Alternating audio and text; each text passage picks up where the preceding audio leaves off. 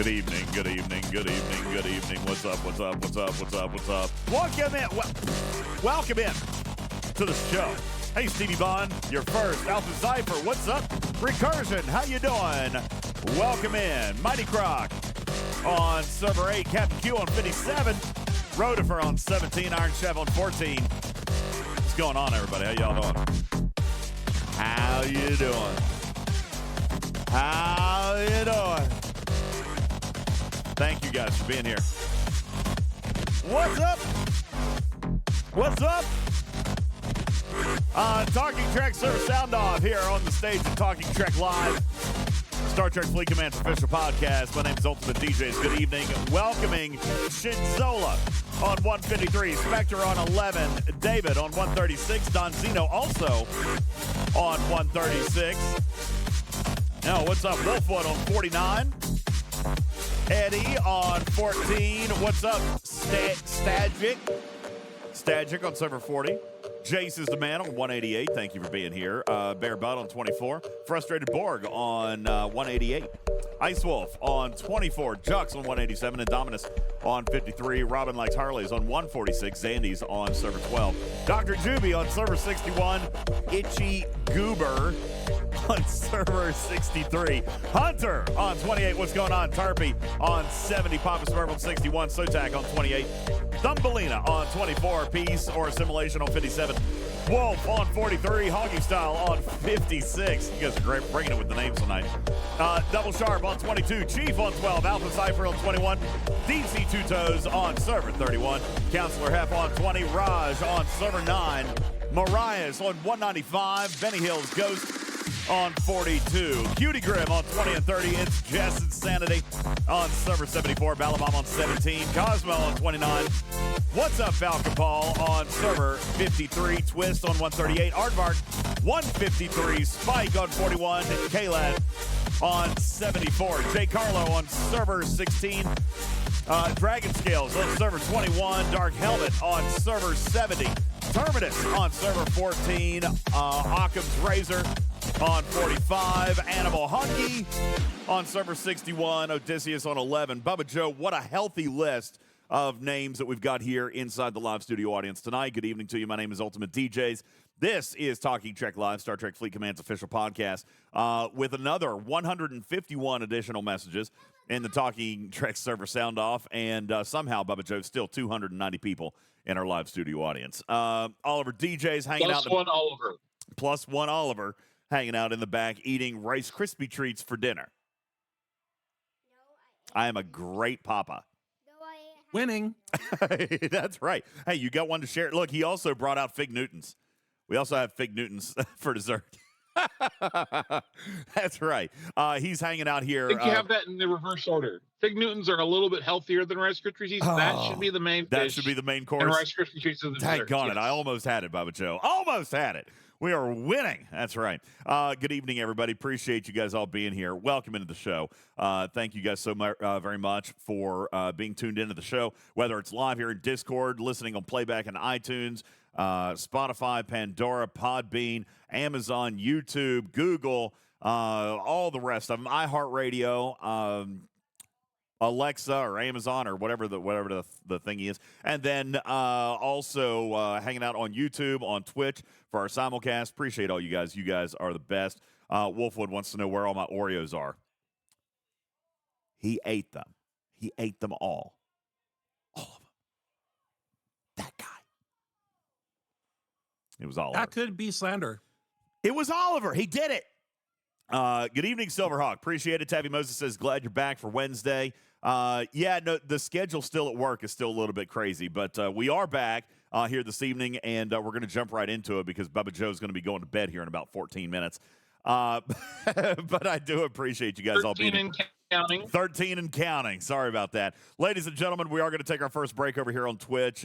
Thank you guys so very much for being here. But while we do so, we will jump straight into our stupid news and come on back and get started into the show today. We've got a lot of stuff to get to, including the brand new Xindi hostels, what strategies we've found, unofficial communication from Scopely Live Ops that will be shared with you guys that hasn't even been posted in the official announcements yet. You guys are getting it first. We're going to talk about that a little bit coming up, as well as what you need to know to prepare yourself at the beginning stages of this new Xindi loop. So we're really excited about having you guys all in. My name is UltimatDJz. Please stick. Yes. They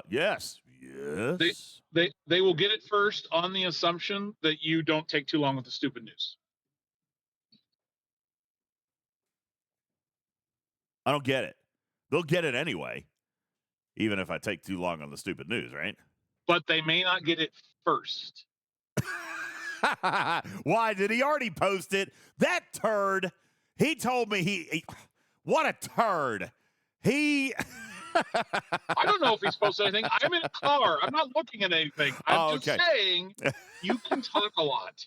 I don't know where you heard that. I'll deny any such allegations. We're going to take a very quick break, everybody. When we're back, more from Star Trek Fleet Command's official podcast. And right now, your stupid news. Thank you guys, everyone, for tuning in. Appreciate you. We'll be back right after these sponsorship words. And in the meantime, for the rest of you, it is indeed time for your stupid news. Stupid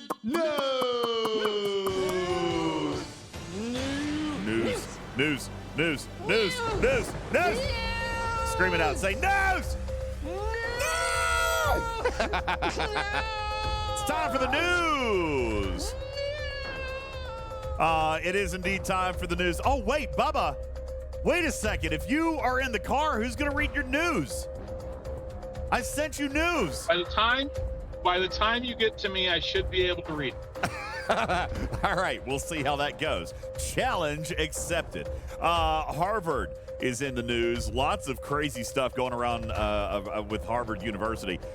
Their powerful governing body, Bubba Joe, is facing calls to be fired and even a full-scale congressional investigation into how it apparently covered up allegations that university president Claudine Gay was a plagiarist.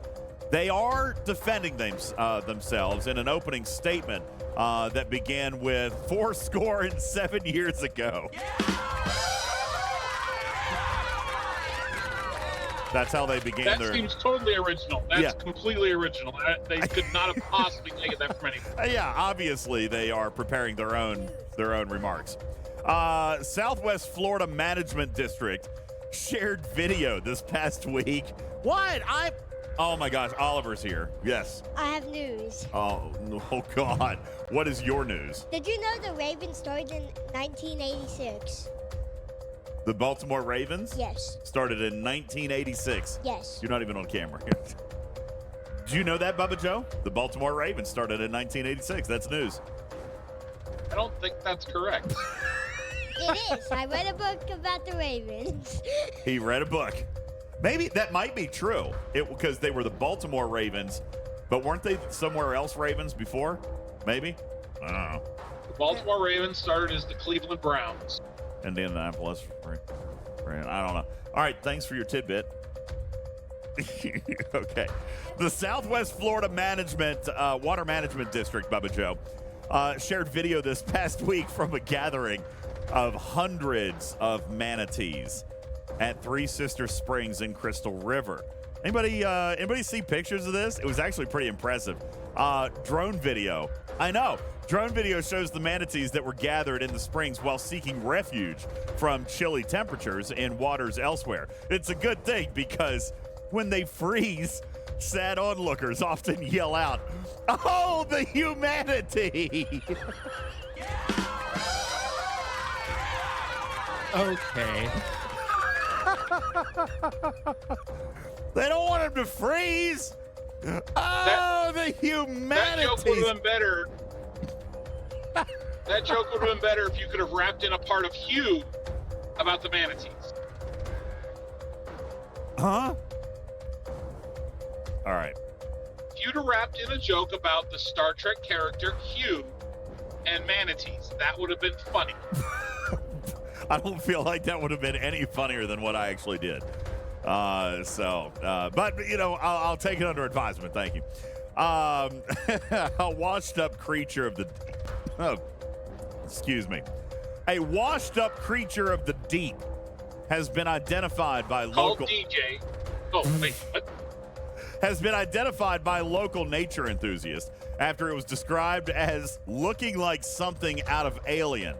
We haven't seen anything this hideous pop out of the ocean since...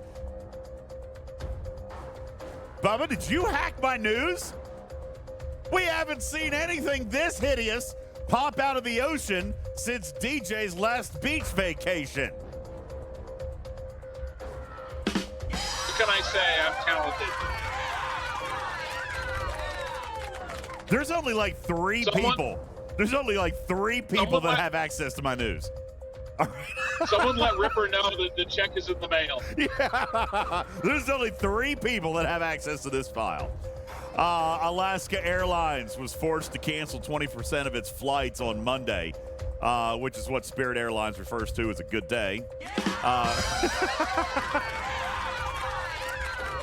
Despite declines in select countries, Wonka's international cumulative earnings reached an impressive $301.2 million, contributing to a global total of $465.8 million thus far. Timothy Chalamet clearly made the right move by accepting this role, Bubba Joe, which is odd because based on his relationship with Kylie Jenner, he usually makes pretty horrible decisions. So... let's okay, Joe Coy. Anybody know who Joe Coy is? Joe Coy was the Golden Globes host this year. I don't know who he is either. Apparently, not many people. They were there. They were fish. Yeah, they were really down to like not very many options. All right, but apparently Joe Coy What are was the Golden Globes? Yeah, right. They were the award show that nobody watches anymore. So Joe Coy was the host, and apparently he joked about Robert De Niro being an 80-year-old dad at the Golden Globes. After watching Joe's monologue, De Niro realized that he hadn't seen a pile of poo this massive since he last changed his own diaper. Oh, there we go. Ladies and gentlemen. Woo! Bubba Joe, are you ready for sports? That was not rough, Smiley. Felt like that was a good news. Felt like that was pretty good. It's not rough. All right, Bubba Joe, what is going on in the worldwide web of sports ball? Miami Dolphins blew, except this is incorrect. Wait, what? How are there fact checkers for this news? I mean, come on now. Yeah, ESPN.com. Why? What happened? All right. Fix it. So I need somebody. I need somebody to tell me: do the Miami Dolphins play in the NFC East? Yeah. Wait. Last time I checked, the NFC East the AFC is the East. Giants. Okay, it's the it's the AFC East. It's okay, one letter. God, Bubba Joe, you're such a critic. It's an entirely different conference. That's entirely different. One teams. keystroke, okay? I'm sorry, it was just a button. The A and the N are nowhere close to each other on the keyboard. It was clearly not a problem with my knowledge of sports ball. The Miami Dolphins blew the AFC East lead division and will now have to travel to Kansas City to face the Chiefs on Saturday night. Saturday night? Saturday. They're playing Saturday night? Saturday night. Oh, they're on Peacock? That's terrible. Oh, so awful. They're on Saturday night, yeah. Sorry. Well, yeah, no, that's the one that's only on Peacock. You can't get it anywhere else. You have to subscribe to Peacock to watch that game. Oh, shucks. That's terrible. All right.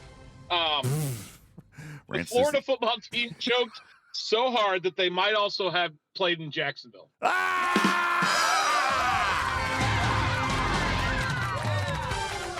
You know, Bubba Joe so massacred the opening to that joke that no one even got the punchline. Jeez. Yeah. Well, I mean, it helps if the joke is actually factually correct. Fine. Let's see. What else? Weather reports currently say that the high in Kansas City this Saturday is 13 degrees. Those Dolphins will be cold, but their fans are used to them freezing big moments Come on! That was the 1-2 knockout, baby! Come on! That was a good one. That was pretty good. That was actually pretty good. It's hard to make fun of the football team in Jacksonville because they're actually pretty good. It's not like when they used to go 1-15. Yeah. Come on, that was a good one, guys. That was a good one. All right, Bubba Joe, you got anything else in sports tonight? I don't want to make a joke about Arthur Sitt. Oh, okay. All right, fine. No joke. Then that would be it. All you got to say is, that's it. We're done. As a fantasy football fan, I am so happy to see Arthur Sitt no longer ruining Bijan Robinson. That's all I got to say there. All right, there you go. And ladies and gentlemen, sports ball.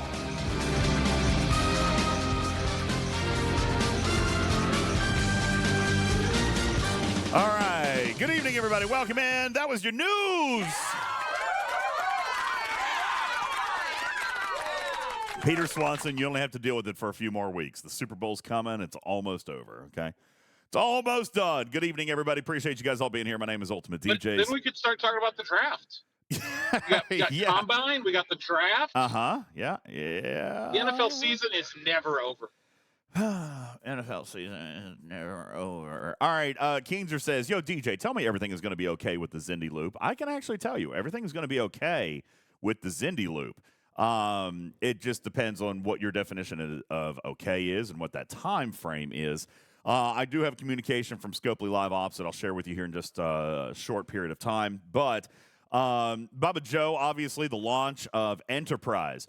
The launch of one of the last untouched IPs. As a matter of fact, is this the final IP, other than maybe you could call the animated series from the original series, the animated series?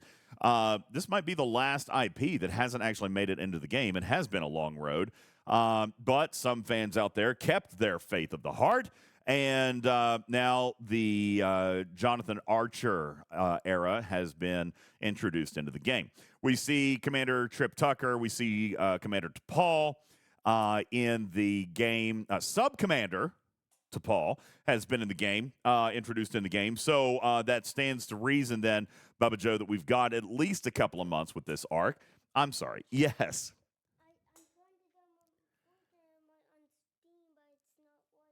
Buddy, you have got to not do this when I'm on the air. Pull your monitor around and let me just look at it. Oh, dude, I have no idea what your Steam login is. No clue. All right. What? Can't you play something that's already downloaded? Why do you have to log into Steam? He wants to play Fortnite. Let me see if I can find your password.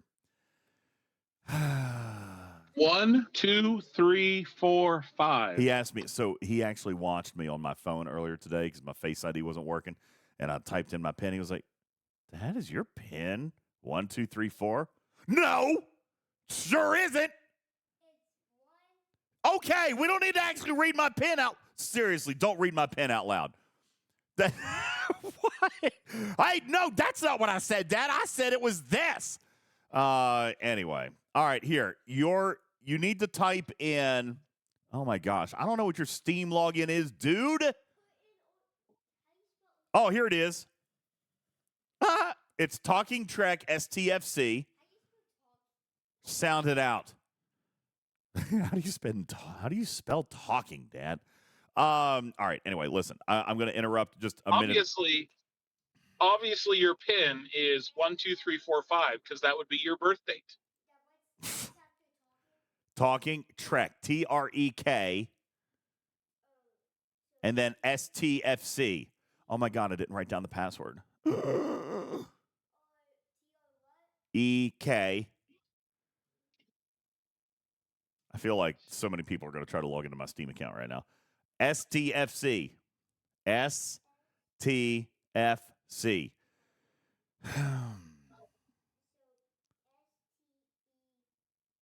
No, STFC. Now, I have no idea what your password is, so that was probably all for naught. I doubt it, but you can try whatever you want. That's probably not it. Anyway, You know what? Just 1 second. Let me actually try to type in his passcode because otherwise he's just going to keep coming over here and bothering me. So hang on just 1 second. Bubba, why don't you tell another joke? Your jokes were so great tonight. So perfect. Wonderful. I mean, I thought the one saying you were born on January 23rd, 1945 was a pretty good one. I need sound effects, Griffin. Can we get sound effects here?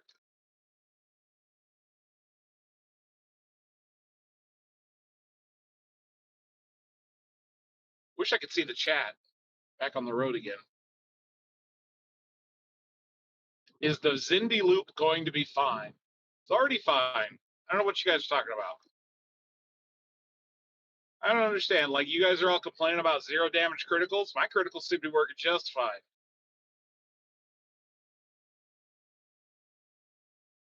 See, I'm sure the chat is just roasting me right now. What is your crit? Like 800,000? It's right around 1,000. So you add hull breach into that, and then you got like what, a round and a half before you can't do crits? Well, as long as you win in round 1, it doesn't really matter how long. That sounds like some Happy Gilmore thinking. Man, it's so much 50% of the easier than putting. I'll just do that. 50% of the time, it works every time. How you doing, Karkin? I've been all right. Yeah? Anything No funny complaints. up in Canada? I mean, other than, of course, being Canadian. The square wheels are, hard to, we had it was warm, slushy, and now it's frozen, so it's pretty icy today. So the square wheels would work out just fine. exactly. Yeah, Just that's slide why we right got on them. top of that ice. Yeah. As we curl by, as we go by, just throw the rocks out. Random curl day. Nice. So yeah, let's see. So who knew I Minecraft wasn't in Steam? Guess it's in Epic. Because I could have guessed that because Minecraft doesn't want to pay anyone money. Yeah, oh, there you go. So and now it's gonna buffer the stream because it has to download and update and anyway, you're just gonna sit over there. Sit, boy, sit. All right. Anyway. Welcome into the show. Sorry for the delay there, everybody. Appreciate you guys all being here. All right, so. Oh, man, are we doing the stupid news again? Yeah, time for the stupid news, everybody. Stupid news! I'm kidding. I'm just Maybe it'll be funnier this time. Oh! There's always a chance. You guys suck. Anyway, all right. So, Enterprise Part 1 launches, joins the game. Clearly, Bubba Joe, we've got more coming. Jonathan Archer isn't here, along with a number of other wonderful characters that we do not have. We don't have the NX-01, although I think most people could probably very effectively at this point predict what the NX-01 is going to do, Bubba Joe. I think that the new Xindi hostels that came out, let me just say this. Now, I know, trust me, after last night, we talked all about it. I know that there's pain points here, and obviously that Omicron says make people angry. Obviously, that wasn't the intent, but I will tell you, Bubba Joe, this is what I feel like the freebooters were supposed to be, and the more I play it, the more I have to sit down and be wrong. You are wrong. Just sit down and be wrong. You are wrong. Because Bubba Joe told me that I would enjoy the puzzle, the strategy, the solving of these hostels, and I have very much enjoyed that. These hostels are unique. These hostels don't exist anywhere else in the game. These hostels are creative. They throw the meta out the window, and I admire all those things. and they are different. You're going to attack them differently depending on where you are in the game, whether you're fresh 40 who's trying to get just getting access to these hostiles, or you're up where I am, and it's a different strategy. Like, people are asking me, what are you doing? And I'm like, well, I'm doing this. Like, well, that doesn't work for me. I go, I know. Yeah. And here's the thing. It's not going back to use Pike Moreau Talon. As a matter of fact, Omicron or Emmy, we played that last night. The thing is, these hostiles are unique in such a way, and I'll just kind of summarize this, and we can go into more detail. They're not about defense. They're not about mitigation. It's not about defensive countermeasures in any way, shape, or form. It's about maximizing damage output without criticals. Like, that is it. Omicron says kill it with fire, but only little fire, okay? Not napalm, all right, but little fire. How do you get a little fire, but how do you get it to burn like white hot, right? That's what it is. So it is a new and interesting puzzle. Not critical damage, but damage, okay? And not at all about defensive countermeasures. Mitigation doesn't matter. I mean, it matters a little bit, but Pike Moreau is not the solution here, okay? Big damage, no crits. That's the puzzle that we have to solve, okay? So, and Shorts might say this game has always been about, has never been about true damage, except this is. You say it isn't new. Wait, am I reading this wrong? This isn't new. Every game has true damage type of hostiles. I don't mean new to the gaming industry, Shorts. I mean new to us. Okay? New to us. So, now, Shill, I get what you're saying. All right? Ransusi feels the same way. I totally get it, that there are pain points here. We talked about this in detail last night. If you had not spent time with us on Twitch last night, then you have missed me really diving into the pain points here, okay? You've missed me really examining where this breaks off. I have been in communication with Scopely for a good portion of the afternoon, and I'm pleased to tell you that we do have an open dialogue going, okay? As a matter of fact, they're not generally, and I'll just go ahead and kind of out with the announcement, Bubba Joe, they're never going to, I think you know this by now, they're never just going to take me and my word at face value. Like, they're not going to let me write the game, all right? I gave them my suggestion last night or earlier today from last night about the loot counts or the cost of redemption, this and that. We are having a very good dialogue, but they have to corroborate my story, right? There has to be data that supports what I'm talking about, and I have no doubt, literally, I have no doubt that the data will come in. All right, based on what you guys are telling me, grinding for hours, hitting hundreds of hostiles to get a single refine, I get it, okay? What I can tell you is, regarding the hostile, they wanted it. I mean, it is supposed to be this hard. Yes, I'm going to rip that Band-Aid off. It is supposed to be this hard, okay? Go ahead, and furthermore, I want to talk about something that was being discussed this morning on your server. I saw a couple of players, I won't name any names, it was like, I'm a 53 and I'm using my tier 5 Pylum and it can't kill the things I need to kill. And I'm like, obviously. Like, I'm sorry, but that is an unrealistic expectation to take as a 53, to take your G4 rare ship and go engage in this loop at a level that is supposed to be engaged at as a 53. Like, that, I understand you skipped the epics, you're going for a G5 uncommon and you haven't gotten it yet or whatever. Like, I get that you're like, but that the expectation is you are going to have to challenge yourself. You are going to have to push the limits of a ship at an approximately your ops level, which means you're not going to be able to, if you're a 50, you're not flying in with the G4 rare. You're not flying in with a low tier G4 epic. As a 50 plus your player, you're going to have to fly in with a bigger ship. And so these are the kinds of things that this loop is going to force you to engage in, is to push your capability that is expected of your ops level. Now, here's the side point to that, or the secondary point to that, is from the community's perspective, Bubba Joe, as an Ops 53, the G5 uncommon ain't getting it done either. All right, so that's the thing. Now, I agree. I agree. There are pain points, and those pain points need to be addressed. And you're going to talk about those, I'm sure. And I agree. There are a couple of spots where, and low 50s is one of them, where it is very painful and I think needs to be addressed. Hopefully, Scopely agrees. Hopefully, they're going to implement some sort of change.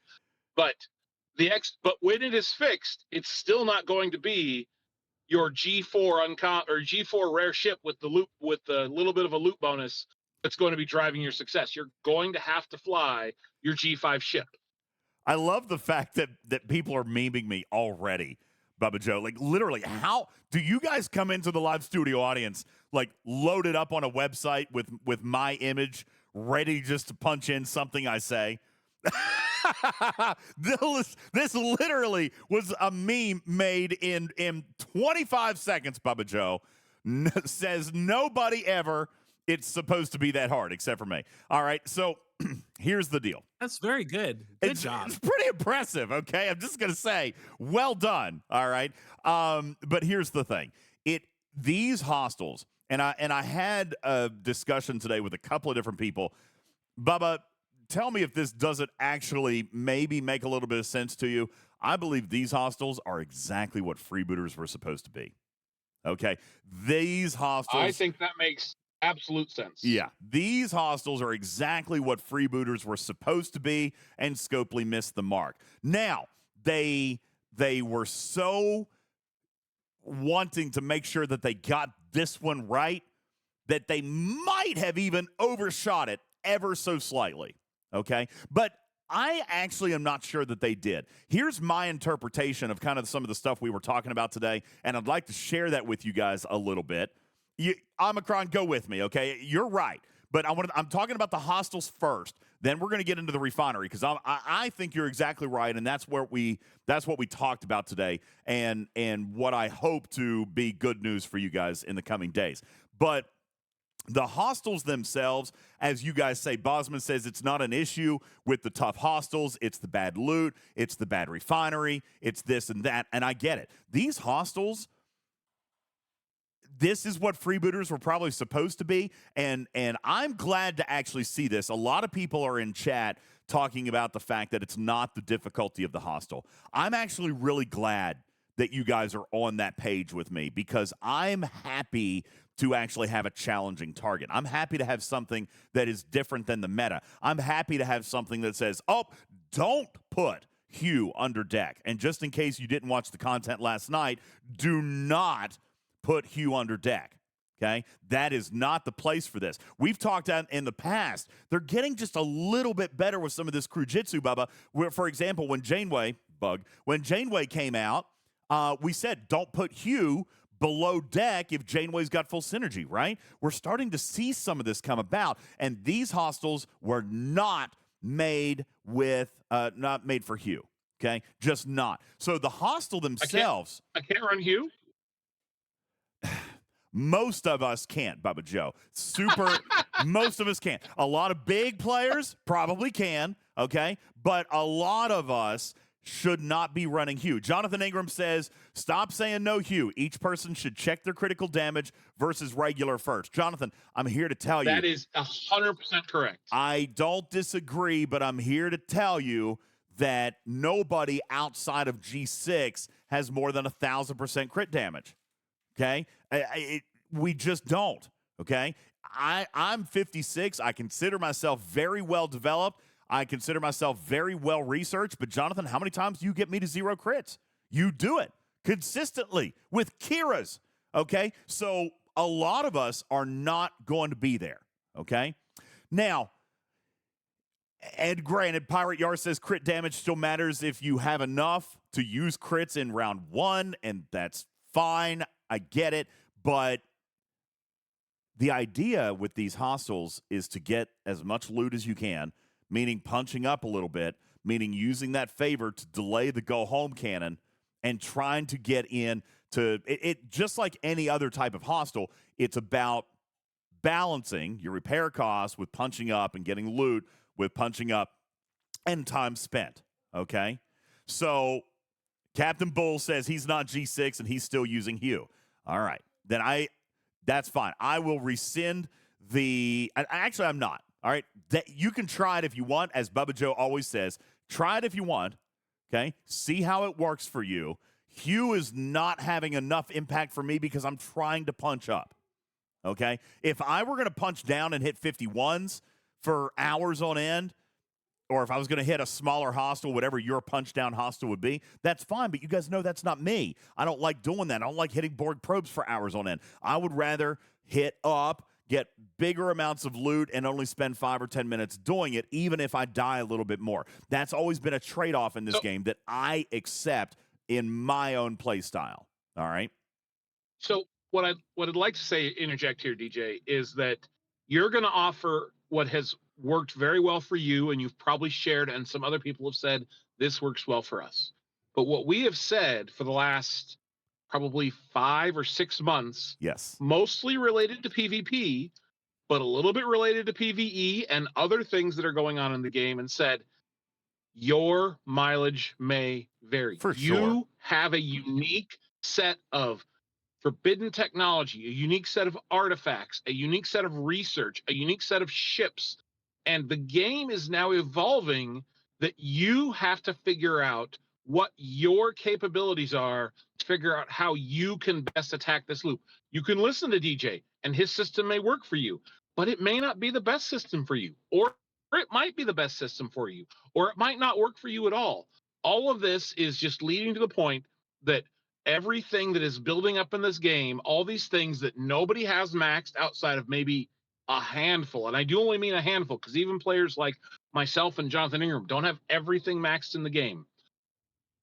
Your specific setup of artifacts, forbidden technology, ship tiers, research, all of that is going into a unique gameplay experience for you. So it's good to listen to content creators. It's good to listen to your whale friends. It's good to listen to your free-to-play friends and get advice from them and try different things. But your experience is now going to be unique based on the fact that the way these hostiles are attacking you, they are stripping away the advantages that we're used to having. Exactly. So you're going to have to attack them uniquely. Exactly. And I think that is something very, very important to note here. We have talked about different crews for different people, and this particular loop is putting a magnifying glass on that, Bubba Joe, in such a way that, for example, look in the chat.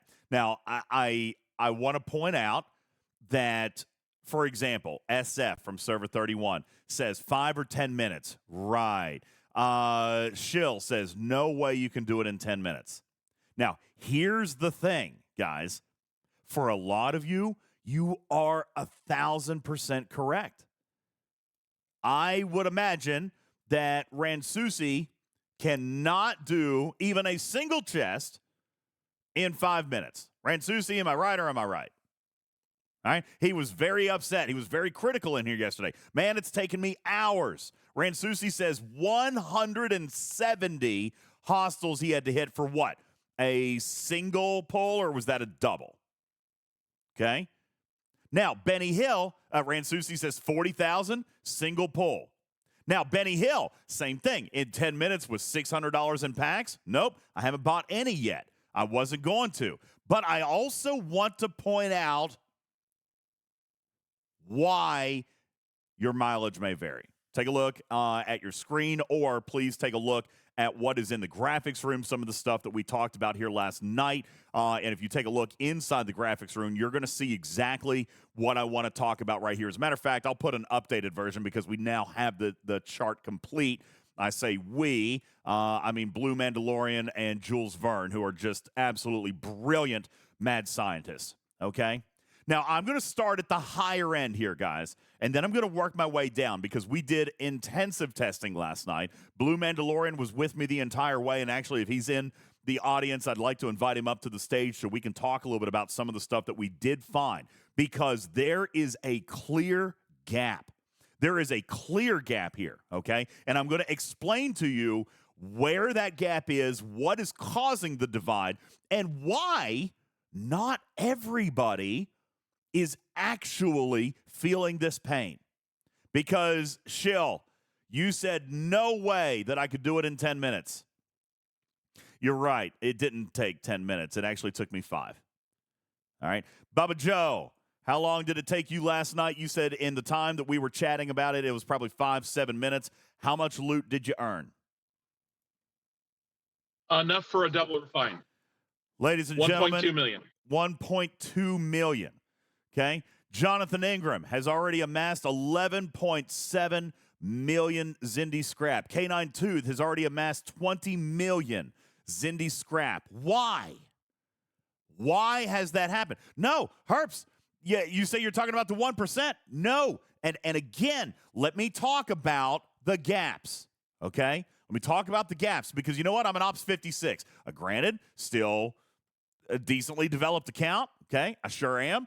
But once I found a strategy last night, even after I got off the air, I was talking with Cruzito about it, even after I found my nook and cranny, it continued on. I am currently holding 650,000. My single chest is 95, my double's 240.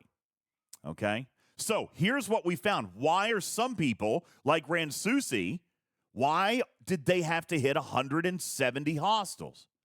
Why could I only hit 13?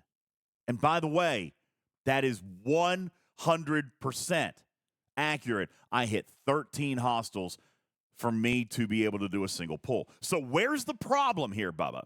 And I'm not tooting a horn. I'm not talking about whales. I'm not defending the loop. We found the mathematical problem. You got it, Trixa. The loot scales ridiculously difficult starting at hostiles of level 51. Okay? Take a look. Okay? And by the way, Cruzito, here was one thing. I was actually talking to Echo earlier about this today. Because Cruzito says you're flying the correct ship for your level. You know what the thing is, Cruzito? I am using the correct ship for my level, but guess what I'm not doing here? Community, guess what I still can't do? Guess what Ransusi can't do? Guess what Bubba Joe and Jonathan Ingram can't do, although it's a game design decision? What can none of us do? It's a broad question, but it's going to, Bosman, thank you. You get a gold star. Bosman says nobody can actually hit the hostiles of their own level. I am an Ops 56. All right. Oh, Shill, shut up. I'm not defending anything. I'm explaining to you first. Okay? And then, but I did defend the hostile. If you want to say that, I'll defend the hostile because I do like the hostile. Okay? Hostile's cool. Anyway, nobody can hit their own level. It is this right here, starting at level 51, where the loot scales up by 300%. Now, what I was fortunate enough to be able to talk to Emperor Echo about today was the fact that, in my opinion, and obviously he didn't really offer a whole lot of opinion knowing that I was coming on the air with this, but my opinion was Scopely overcompensated from the failure of freebooters. Now, Bubba Joe, a minute ago you said that you believe me. Let me give the rest of my tinfoil hat theory, and you tell me if you go along with it. I believe that Scopely was so concerned with another freebooter failure that they might have even overcompensated ever so slightly. Because I want everybody to look. If you look at your chart, if you look at your hostiles, if you look at all of this math, if you could hit your own level of hostile, this problem goes away. Do the math on it, guys.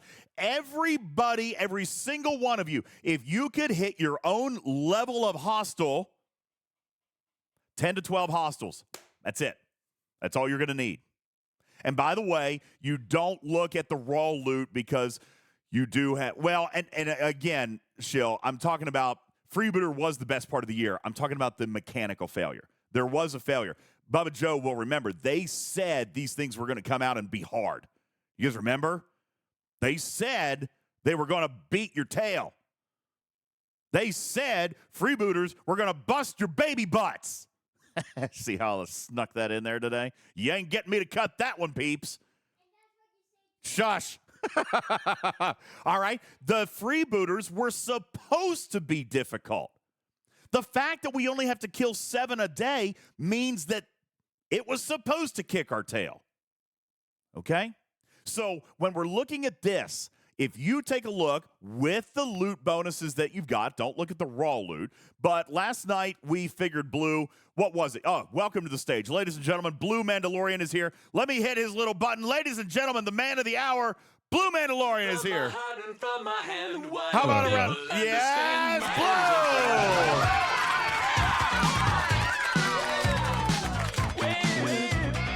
And now we just got a copyright strike on Twitch. All right. I can't believe that I sent you an Eiffel 65. I'm blue for him, and you still don't use that. Wait, I don't have that one. Is that one not up here? Hold on. Let me see. Let's see. No, I don't have that one on here. I just have that one. It says Jules/Blue Lab. Rude. Sorry. Blue deserves his own button, DJ. Okay, I didn't know. I was going to send it and I'll fix it. I'll put the button in. All right, now. I mean, you can also use it for like PvP purposes too, like for blue ships. Yeah, we could do that too. All right, so Blue, last night, you saw me kill a level 51. Now, the raw loot says that it should be between 11 and 1,200, but you saw what I was taking home. Please enlighten the audience. Do you remember what it was? Or give us your own example. I mean, what are you hitting? I mean, your trip was about 70,000. Yeah, it was pretty good. I was getting between 6,000 and 7,000 per hostile. Okay? I mean, that's a pretty big loot bonus. All right? So everybody's going to have some loot bonus. We got the Doctor under deck. Hopefully, we might be able to use 5 of 11 a little bit. Picard is a great option here, the new Enterprise E Picard. Maybe you're using a G4 rare, and that's even better for loot gain. Nobody else has that.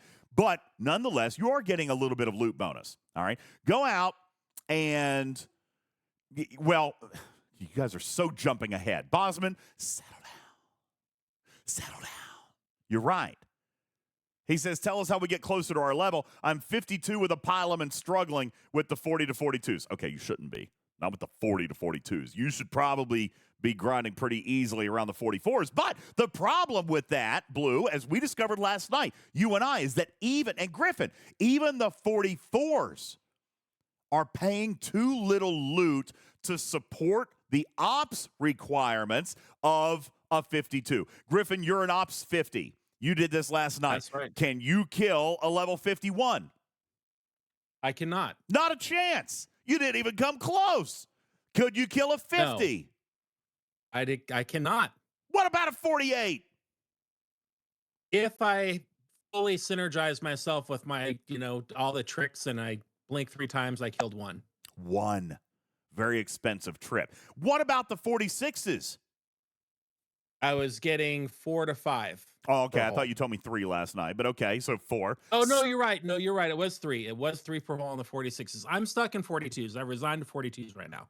So there we go. We also tried the 44s. You actually got up towards about 7 or 8.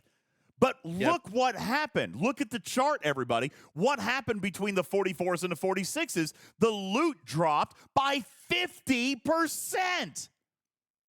Now, let me ask you, anywhere else in the game, does an Ops 50 have to hit a 42? Or do Ops 50s usually hit 50 plus? This is what Bubba Joe is talking about, is that this is a very, very different meta than we're used to. Different crew, different style, different strategy, very different mindset. And all of it would be okay, except Scopely also forgot. Bubba Joe. Scopely also forgot. Because if they were going to make it so daggone hard that we would have to punch down a little bit, at least here in the beginning, then they had to compensate with one of 2 other areas. They could either, my suggestion, compensate with the amount of raw loot that the hostile was dropping, or compensate with the cost of opening the chest in, and what do you think, Bubba Joe? I'd say dropping at least 5 to 6 ops levels, expecting a level 50 to routinely be able to hit the 44s, expecting a level 56 to routinely be able to hit the 51s or maybe the 53s, to expect Bubba Joe at ops 60, what? 4, 5 to routinely be able to hit the 60s or the 61s. Bubba Joe, if I may ask, and I don't know what your ship status currently looks like. I know what Canine Tooth and Jonathan Ingram are doing. What level are you hitting? Are you hitting the 62s, or did you drop down a little bit? I am hitting 59s. What? Hold on. I got to hit a button for that. Bubba Joe, what's your ops? 64. 64. And say again, what are you hitting? 59s. 59s. We talked about this last night, Blue. It seemed as though by the end of the show, we were kind of discovering that most people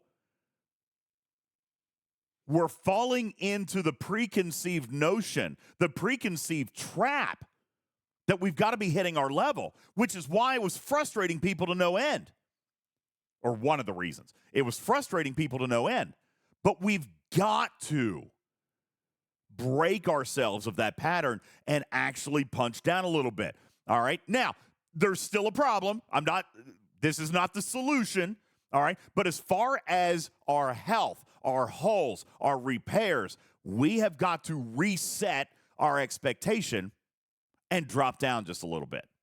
Okay. Even me, I was doing 53s last night on stream. I got 7 kills per hull. 7. And it still didn't do me that great, did it, Blue? I think I got maybe 20,000, 25,000 loot. It was still frustrating. Okay? Yeah. So then Blue and I are talking. I talked with Cruzito after the show. I decided to take a run with 51s. And I think we did one run last night on camera with the 51s. Came home with something you were complaining because it was taking longer than you expected. It took too damn long. Surviving. It was like grinding. It was like the old school days of grinding Borg again. It was the old school days of grinding Borg where you could just go up there and just hit them for all eternity. I filled my cargo on 51s. Now, I'm a 56. 5 levels. 5 levels delta. You do not fill it with a Corvus. I can tell you that much.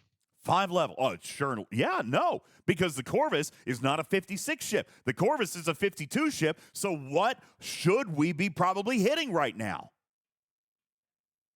If you're 52, I'm still going to hit the 51s if I can. Well, if you can, but probably not reliably. If you've got the Corvus, you are probably going to be really, really good in here right now around the 46s to 48s. Now, what's the problem? Look over here at this chart. I'm going to put it into the graphics room now.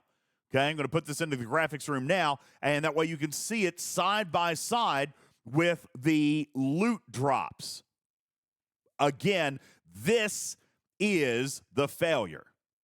This is the failure from game design. And to be honest with you, here on day 2, I don't find this to be a catastrophic failure. This is easy to fix.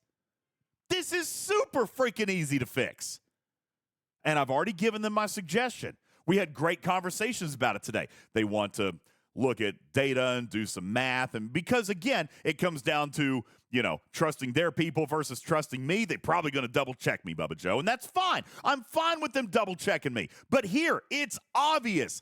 They expected us to be able to hit our level. Look at the loot gains.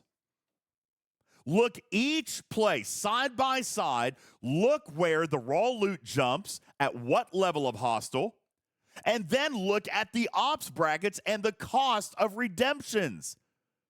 Every time you change level of a hostile, the equilateral level or ops level of the chest changes.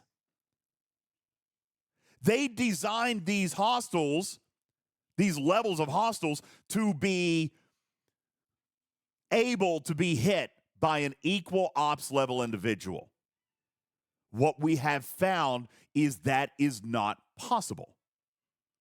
Okay? Certainly not up front. And I want to talk about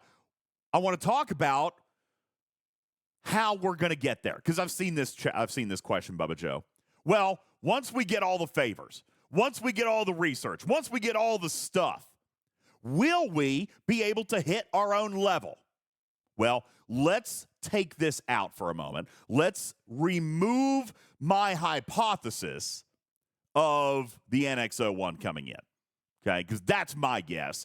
I think that they're going to sell a super ultra damaged ship, okay? However, here in month 1, we're doing it with normal ships, so let's see, okay? You're right, Blaze. I get it. How many hundreds of hulls is it going to take to open up the favors? Here's my opinion. Bubba Joe, I don't think the favors are going to get us there. Not 5 levels. The favors are not going to let me, as a 56, reliably hit the 55s or the 57s. Not like I can do it the 51s. I think they overshot the mark. I'm not mad about that, by the way. I actually like this hostile. Okay? But I do think they overshot the mark a little bit, which is why this is not a 911 emergency for me. I think all they got to do is go in and rebalance the cost of these chests, A, or B, just scale up the amount of raw loot. Simple. Well, there's Really. nothing wrong with the hostile, right? No! The hostile is great.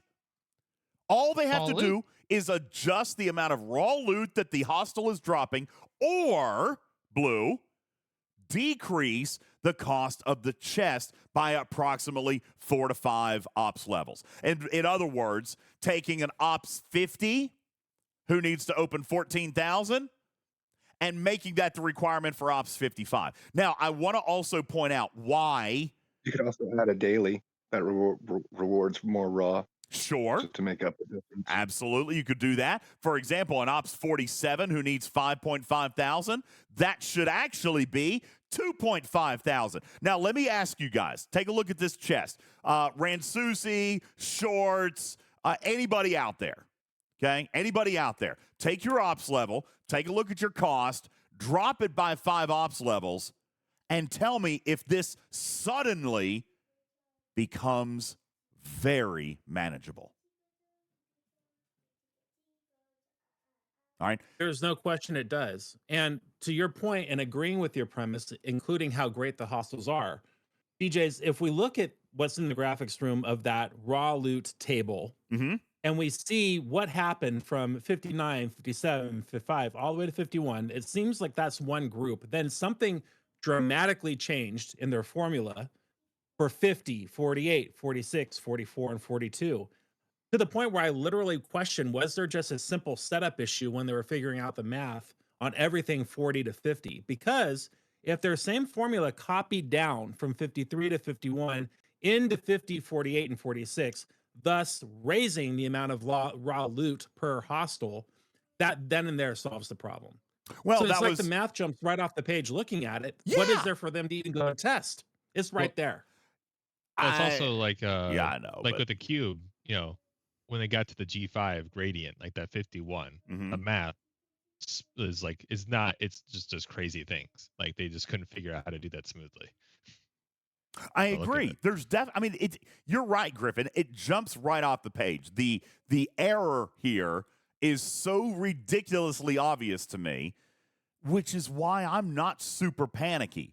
I feel like this is manageable. Now, I feel like it's a simple fix. Now, I also want to point out, do I think that the hostile is too hard? Trey, this is it. This is exactly kind of circling back to your point, but that would still be more than one hull. Yes! That's what I expect. But how hard the hostile needs to be is solely based on loot. Yes. I expect this to be expensive with our normal ships. What I don't expect is a slog of 150 hostiles. Okay?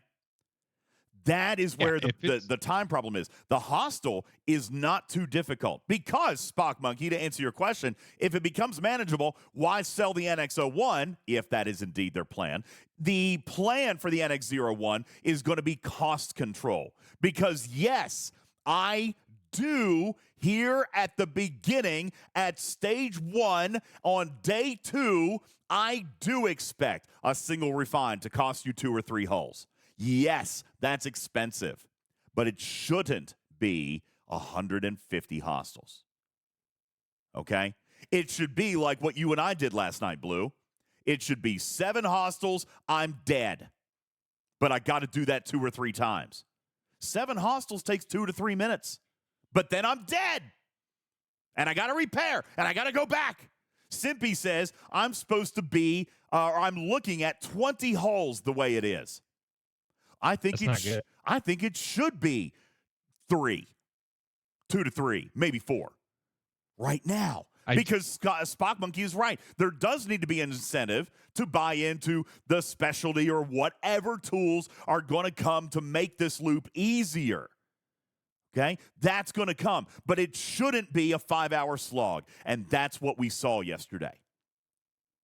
That's what we saw. It shouldn't, obviously it sets things up for sell the specialty, but at the same time, they should be releasing this content in a way where you have to punch down initially. Like it comes out too hard and you have to do the research to even out. Otherwise, you're just decreasing the overall lifetime of the content. Absolutely. Now, let's talk about those favors, Blue, because I didn't answer the question earlier. Why did, or do you, DJs, think that with all the favors and all the research that we will be able to hit our ops level, which right now we're assuming or finding roughly that it's about a 5 ops level delta? Blue, do you roughly agree 5 to 6 ops levels and suddenly this thing shifts into balance? Do you think that's the right number? Am I being too aggressive, too conservative? What do you think? I'm in the 4 range and I might be punching up, but okay. I can kill 153 and like the second one kills me as a 55, but that's so the 51 is like a specialty case of like what you want to aim for. Grungandola says I'm hitting down 4 levels. I'm hitting down 5 levels. So let's call it roughly let's go with 4 levels, okay? Fine. 4 levels. Yeah.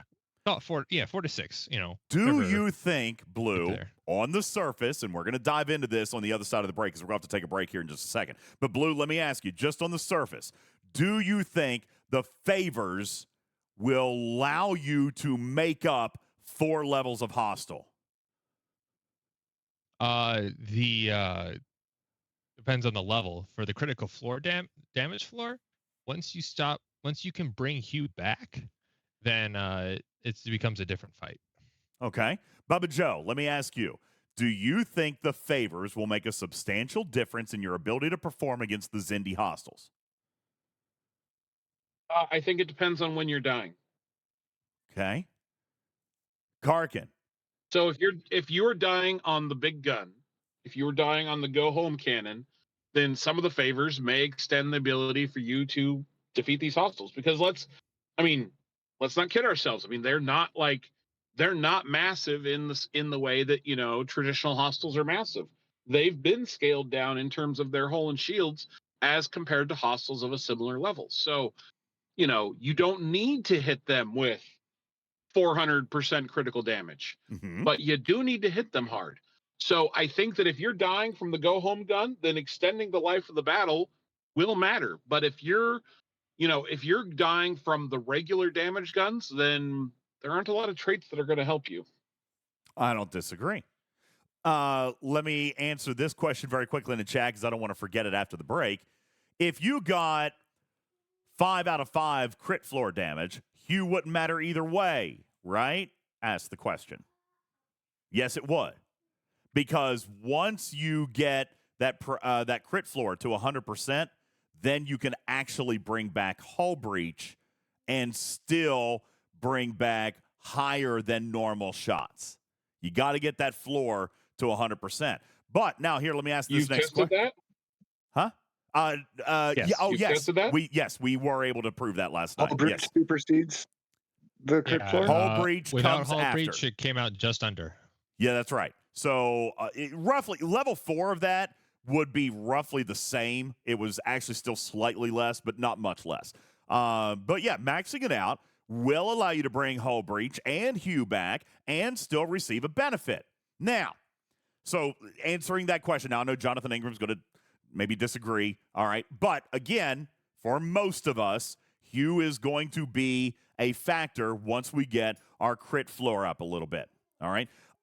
Next question. Do we still bring hull breach? Even if we don't have Hue, do we still bring hull breach? Interesting question. If it's an interceptor, good answer. Like that. Ransusi says no, but yes, if it's an interceptor, you do that. Why? For the isolytic.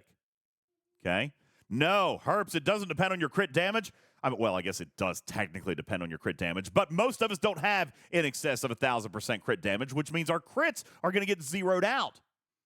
Okay? But hull breach doesn't spark extra crit chance, which means we don't have any more likelihood of zeroing that shot. It's just going to get us better isolytic if we're flying an interceptor. Good question. Excellent question. We're going to take a very quick break. When we come back, I want to dive into the favors and why here at this level, please, for the love of God, don't crack your head open.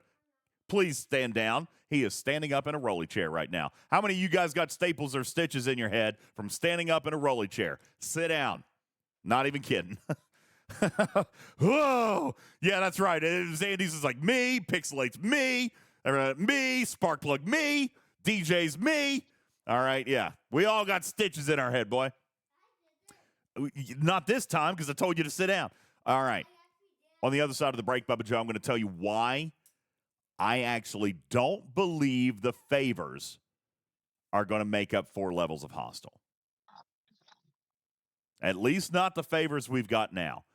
And I'm going to explain that on the other side of the break. We do have to take a very quick break. Thank you guys also very much for being here on this very spirited first episode of Talking Trek's season, or January arc, rather. I guess it's still only our 3rd episode of the entire season. Appreciate you guys all being here. My name is UltimatDJz. We're going to take a very quick break for both audiences. And when we return, I'm going to tell you why I still insist that Scopely actually shift the ops levels on these redemptions, because at least at this time, favors will not mathematically get you there. I'm going to explain why, and then we'll dive into crew on the other side of this break. My name is UltimatDJz. This is Talking Trek Live, Star Trek Fleet Command's official podcast. Please stand by for these words from our sponsors. This portion of the show brought to you by CrazyBunch.org. Are you old like Bubba Joe and get tired playing video games? Surtail has a solution for your health and wellness needs, especially while gaming. You could try an energy gummy for those long incursion events, or just to keep yourself conscious while you're doing all that mining. Surtail is an independent distributor of all aerial products you'll need to improve your gaming experience. Message Surtail on Discord or visit CrazyBunch.org for more information. Talking Trek is brought to you in part by MN Toy Posse. MN Toy Posse is the biggest and best Facebook page all about toys. Meet other like-minded individuals that share in your same interest, have hard-to-find rare toys, or know someone looking for your special piece of nostalgia. Old toys or new toys, hard-to-find toys, doesn't matter. With MN Toy Posse, you can find it, buy it, or sell it. Visit today at Facebook.com/MNToyPosse. That's Facebook.com/MNToyPosse for the toy collector in all of us. This program is made possible in part by a grant from Brawny Paper Towels, the big, dumb towel that does its job and then gets lost, just like the lumberjack on the package. Are you sick and tired of never accomplishing your New Year's resolution? Another gym membership wasted again this year. Introducing Slacker Steps, the new app to help you with your New Year's goals.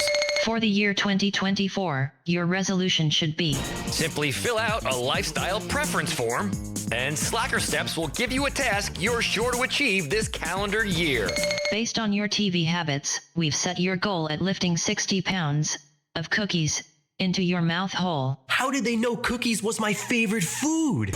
Our app is designed to make the biggest slob feel good about themselves because it's as soft as your midsection. Cool, let me try. Since you like short walks to the fridge, I've set your resolution at walking 6 miles for the entire year. I could totally do that. Stop being a loser and be an easy winner with Slacker Steps. Welcome back to the slow news at 6. Is your thermostat too high? Rhonda Richardson is on the scene for this developing story. Bob, I'm currently at the Trundle household where things are heating up. Who touched the thermostat? We keep it at 65 in this house. But Dad, I'm freezing. Can we at least turn it up to 66, John? Not until little Johnny starts to bring in some income. I'm 5. Put on a sweater. Or 2 or 3. I'll stay here and report back once the sun goes down, when things could take a turn for the worse. Back to you, Bob. We'll have more on this. Plus, we take a deep dive into the holiday problem that's affecting millions of families. Why won't my holiday blow-ups stay up? Next on the slow news at 6.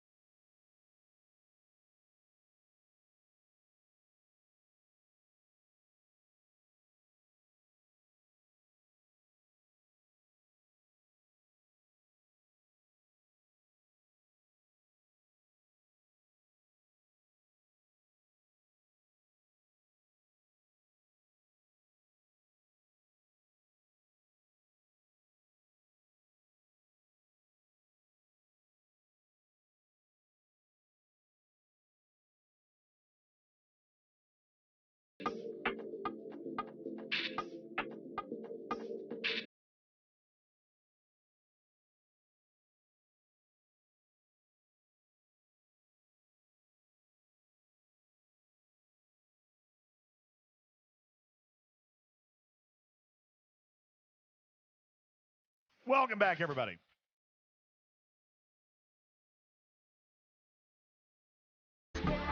And welcome back from everybody on commercial break. Appreciate you guys all being here. No, so we started this on Sunday, Bubba Joe. We talked a little bit about it. Pixelate says, is this one from India? No, I'm still on the Zimbabwe list.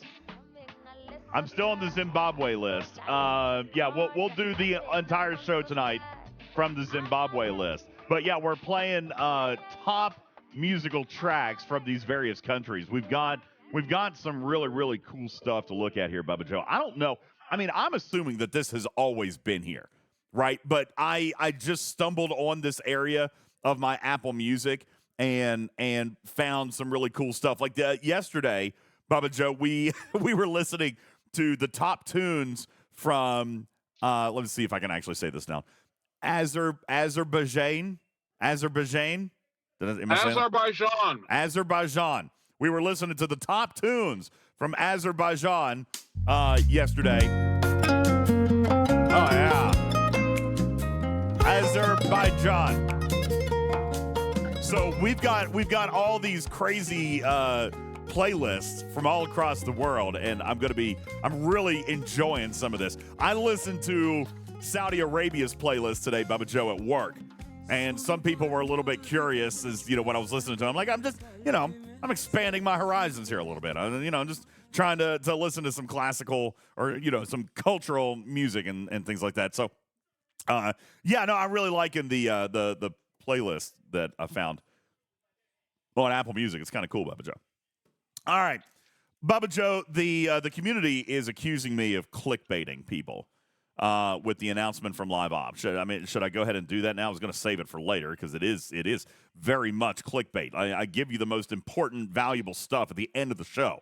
That's how it works. It's called TSL, time spent listening. All right, if I give you the good stuff now, then you leave, right? So I make you listen till the end of the show.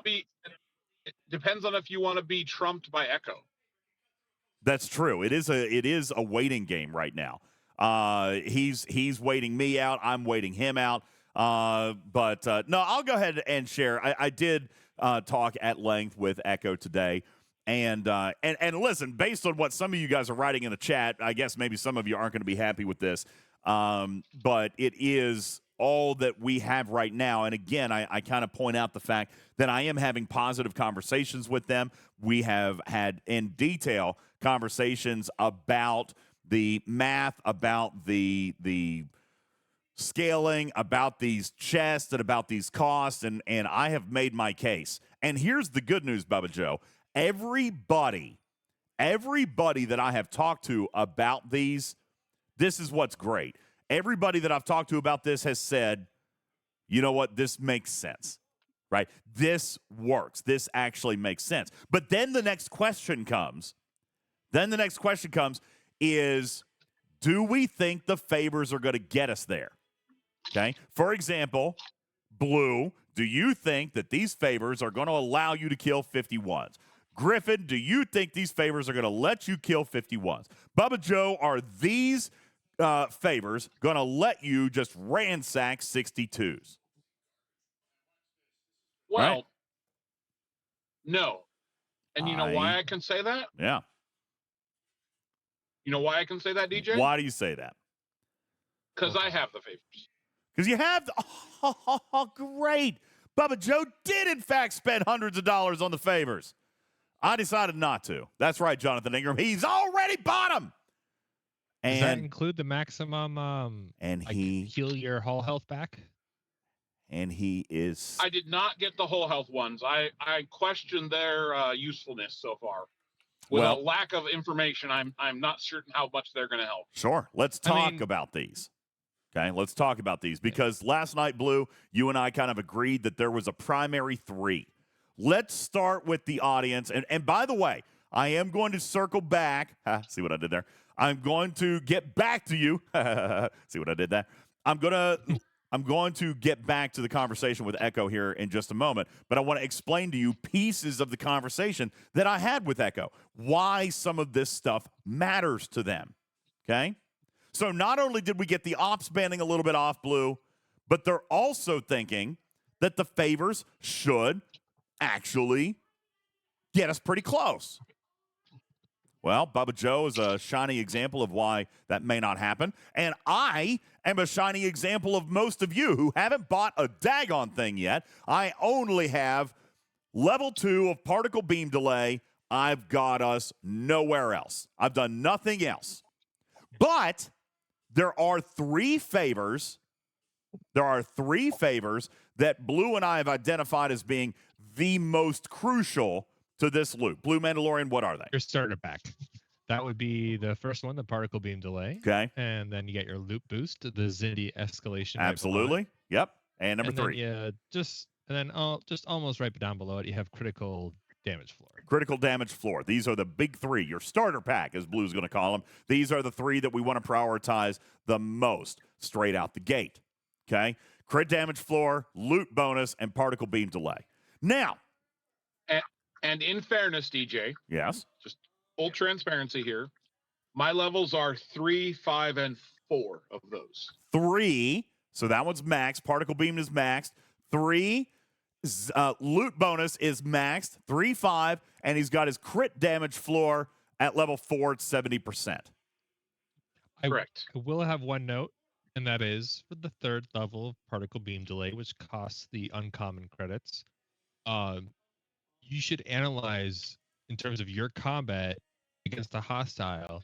Like, are you dying to the beam, or are you just dying to damage? To the hostile. That's what Bubba Joe was saying earlier. You might just be adding a delay unnecessarily. That's exactly right. That's what Bubba Joe was talking about earlier. If you're dying to the beam, then we've got to kill it faster. Let me ask you, Blue. Let's just throw me a couple of hypotheticals here. If you're dying to the beam, does Pike Moreau matter? No. Does mitigation matter at all if you're dying to the beam? No. Okay. If you're dying to the beam, should we invest in particle beam delay? Yes. If we're dying from the hostile, does mitigation matter? Yes. If we're dying from the hostile, does particle beam delay matter? No. No. Okay. This is why Bubba started at the beginning and saying, your mileage may vary, because there are situations here as to whether or not certain crew or certain favors or golly, maybe the game could be telling you you're not even hitting the right hostile. Okay? Yeah, before you make any final statement, hit the hostile one level higher, and if you're dying to that beam, it may be worth it. Sure. All right. Then kind of the same thing we did last night, Blue. We kept inching up. We started at like a 46, then we hit the 50, we hit the 51, we got to the 53. That was as far as we could go. I knew I wasn't going to survive anything after that because of the way that hostile was taking me out. All right. So particle beam delay, very, very important. Why is that important, Blue? Explain to the people what particle beam delay actually does. And I'll pull up, and we'll put this in the graphics room, one of the things that we were looking at last night. What is the actual particle beam? Can you explain it to me? The particle beam is the Bioship Go Home's cannon times 10 or so. It's just not a specific weapon, but it's just a modifier to the weapons that occurs at a certain round, and it just starts throwing billions upon billions of damage at you. And there's no hope of survival. As a matter of fact, if you take a look inside the graphics room, you're going to see the firing pattern for one of these Xindi warships. All right, there's 6 weapons, Blue. How many of them fire every single round? All of them fire that round. All of them fire every single round. Okay? Weapons 1 through 5 are kinetic. They throw 2 shots per weapon, so there's 10 shots before you even get to the go-home cannon. 10 shots you got to survive. Okay? But also, by the way, none of this is getting split 80-20. No. Yeah, it's ignoring all your shields. Okay? Ignoring all your shields. So going straight to hull. 10 shots straight to hull. Okay? So we got that. DJ, what if I have mud? What if I'm at 98 too? It's still going 100% to hull. Oh, man. It ignores mud. I mean, yes, mud will take your damage if he procs and mitigate it 98 to 2 under a normal circumstance, but these hostiles 100% bypass your shields and go straight to hull. No ifs, ands, or buts about it. Okay? This is 10 shots with the lead pipe straight to the kneecaps. Okay? There is no avoiding it. By the way, STFC.space shows weapon number 6, the energy weapon. This one is the particle beam. If you look in the graphics room, you'll see that the minimum and maximum damage is only 100 million to the 6th power. Okay? Because that actually, folks, is 6 shots of 100 billion power. Okay? Just in case you don't believe me, I mean, I'm sure somebody has. Somebody has seen this by now. But just in case, I'll throw something into the graphics room for you from one of my own battle logs. Oh, no. And see, I died. 99.99% of people are going to see right below it, your ship destroyed. Oh, yeah. Yeah, your ship will be destroyed 6 times, mind you. And then the second shot fires. Yeah, your ship is going to get destroyed 6 times in the way that this thing plays out, okay? I'm trying to find... Oh, yeah, here we go. Found it. I found it. Here we go. As a matter of fact, let me just pop this into the graphics room for you. This was on a level 53, and you can't even see all the shots. It killed me so hard. Okay, put that in the graphics room for you. Those are 100 billion power shots, and there are 6 of them. Canine Tooth can't even survive these. See, this is Canine Tooth's fault. You remember he was bragging about the last go-home cannon. He could beat the go-home cannon. Scopely said, okay, hold my beer. How hard did it kill me, Crushing? It killed me so hard, I died twice. Actually, I died 6 times. Okay? I died 6 times. As a matter of fact, they should probably rename this thing. It probably shouldn't be the go-home cannon. This should be the canine cannon. This is Canine 2's fault. We've got this cannon. All right? I'm going to start. You know what? I'm going to start calling it the canine cannon. I like that. Bubba Joe, permission? Permission granted? We'll start calling this. I'm going to start calling this the canine The only cannon. problem, people are going to be like, what do dogs have to do with this? Yeah. Oh, buddy, this thing smacks so good. All right. So here are, for example, this is what Blue was just talking about a second ago. Did the go home cannon take you out? Or in the case of this log that I've got here, the hostile itself took me out, not the go home cannon. So my crew has to adapt. My strategy has to adapt on something like this if I'm going to die to the cannon or if I'm going to die before the cannon. Okay? So let's talk. People were commenting like, oh, you should go for the pylon, but my Newton was doing such a better job against these. I'm like, sure. Well, yeah, you just need a wallop of hull health. Yep. All right, let's talk about these favors real quick. All right, and then I want to get into crew. Then I'm going to finish up the communication from Echo, and then we're going to probably get ready to go. It's a school night. All right, here we go. Let's talk about these big three. Okay, particle beam delay, obviously going to have a very substantial impact. Guys, if you don't have it, we just showed you the firing pattern. If you don't have that favor, you're getting taken out in round one. No ifs, ands, or buts about it. You will die in round one. You either kill it in those first 5 weapons or you're dead. Okay? But there's no round two. There's no round two. But particle beam delay actually will delay that 6th weapon for, I don't know why my screen, there we go, is going to delay it. At level 1 is going to give you 2 extra levels or 2 extra rounds, meaning that gun won't fire until round 3. Okay? Great news. That gives you more time to kill it.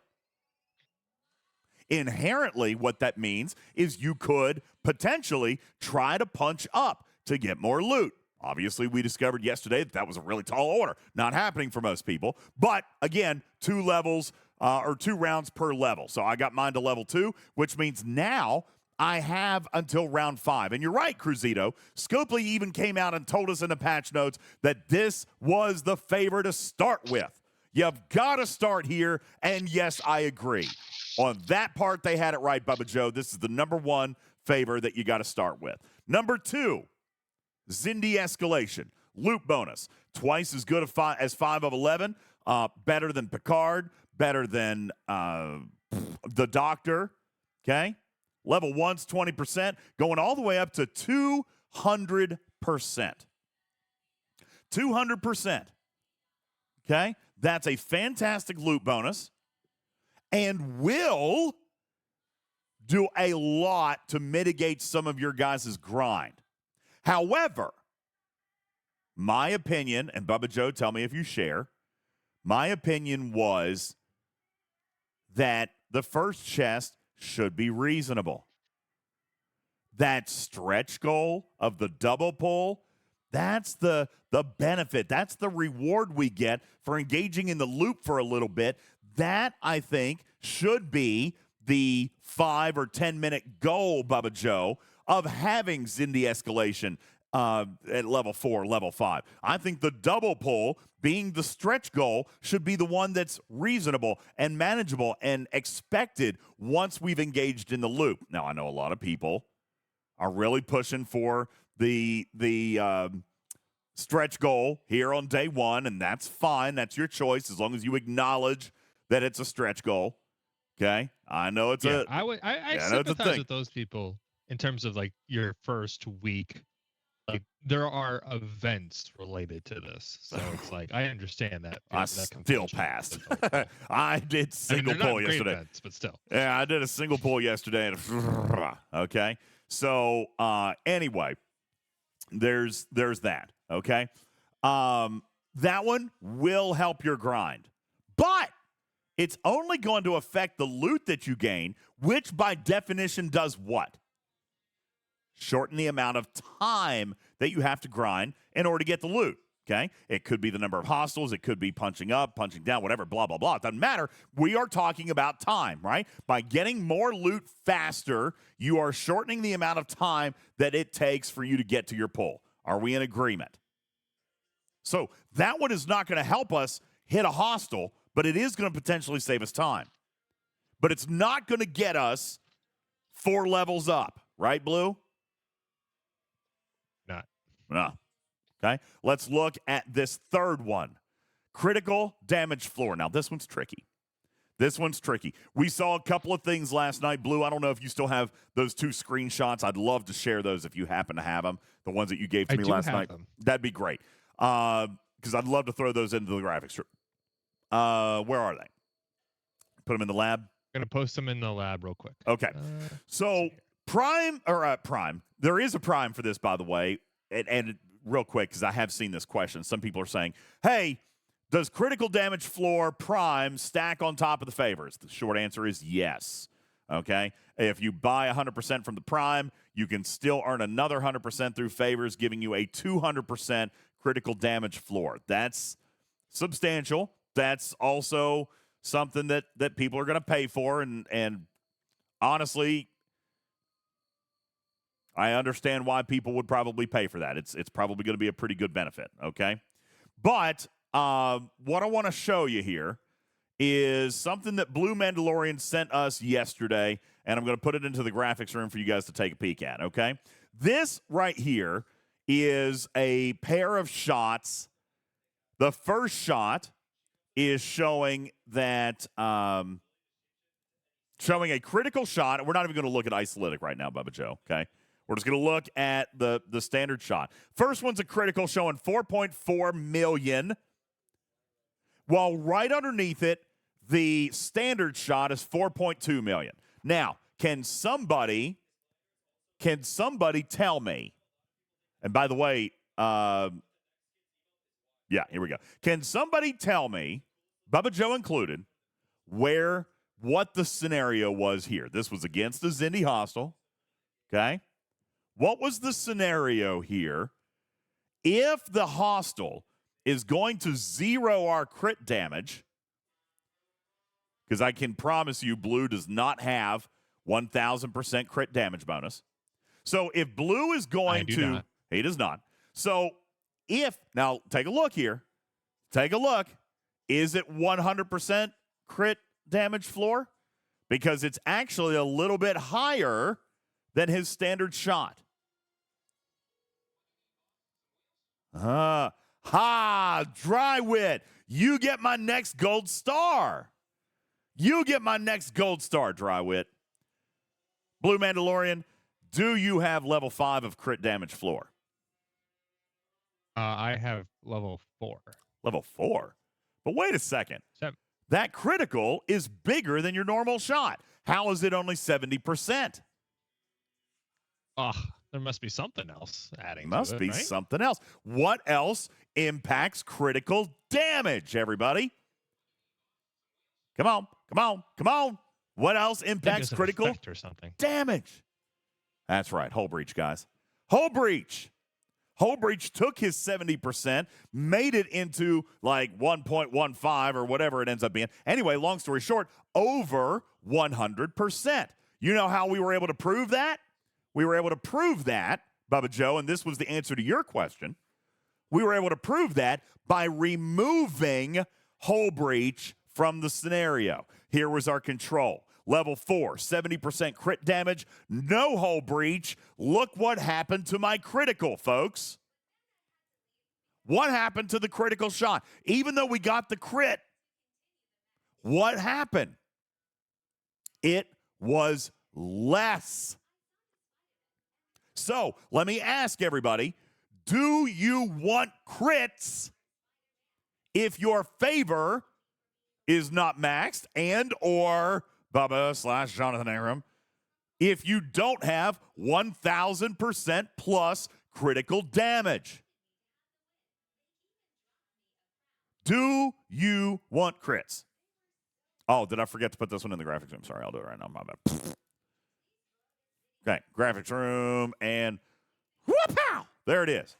Do you want crits, community? No, you don't want crits because if it's less than 100%, it's going to be smaller than a normal shot. Now, this ties into a whole nother conversation that I don't want to get into tonight. We will have plenty of time this month to talk about the philosophical debates of crit damage. If everybody thinks crit damage is too high, then Why do we need a floor?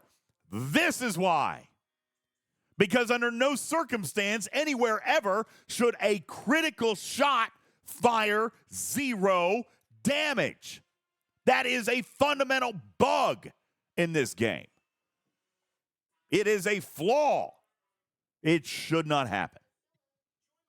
So then why do we have to pay to make it so it's not 0? Bubba Joe is on this, and I don't disagree. The reason that I'm mildly okay is that there is a free-to-play path. You just got to grind it out. And the prime is to pay to skip the grind, even though it's not, Bubba, because you can still stack them up. You can pay for the prime to get 100%, but then grind the favors or even buy the favors, and you still get 200%. But at least the free-to-play have an opportunity to avoid the 0 crit shots, okay? That is the only saving grace, is that it is grindable. It doesn't have to be paid for, but it can be paid for if you want it now. I mean, outside of PvP, I know we kind of disagree on that. Is the second one worth it? Well, there's situations. Like the second 100%. Sure, absolutely. Look at these hostels, for example. Imagine if your crit floor was 200% blue, then you added hull breach. Lights out Xindi. That's right? 350, isn't it? Yeah. And you throw Hugh under there, now you got 100% crits at 350% of a normal shot, plus isolytic. Now, the other question is, though, do you need that extra critical damage to even do your stretch goal? Well, that's where we talk. That's why this one is the tricky one. Bubba Joe has this at level 4. Blue Mandalorian has this at level 4. Yet they are still unable to hit their level of hostile. So, Bubba Joe, here is where my devious mind started floating around. This is where I will side with Bubba Joe on creating a problem and selling the solution if they did this under the assumption that it would be balanced. If you bought the prime, then I will raise holy hell. Okay? Because that's not how you balance this kind of math. That is unacceptable to me. Okay? If they did this based on the math of everybody having 200% critical damage floor, then I will scream and yell right there with you, Bubba Joe. I'm right by your side. I got your back, baby. Okay? Because that's not okay. That is not okay. Repeat after me, class. That is not okay. And why I'm a little bit worried, why I'm still going to insist. This is why I'm still going to insist that there is a balancing problem in here somewhere. Because we can already see it. That level 4 of this prime is not making up 4 levels of hostile. Bubba Joe's still hitting down. I'm still hitting down. Blue's still hitting down. And all of you out there still have to hit down. Let's take a look at these other favors. Okay, real quick. And I do mean real quick. Are there any other favors that even impact Xindi hostiles? Blue, are there any other favors that impact the Xindi hostiles? Yes. What? Not affecting the Xindi hostiles as much as affecting your own ships. That would be the hull health regeneration. Hull health regeneration. Yes. Cool. That is emergency protocols. Correct. Emergency protocols. At the beginning of each round of combat, explorers below 35% hull health with morale repair a percentage of hull damage taken from hostiles in the previous round of combat. Now, guys, I want to pay very close attention to this math and why Bubba Joe has not bought it yet. Let me give you verbiage. You will repair a percentage of hull damage taken from the hostile in the previous round of combat. Bubba Joe, that means if I take 1 million hull damage, how much do I get back?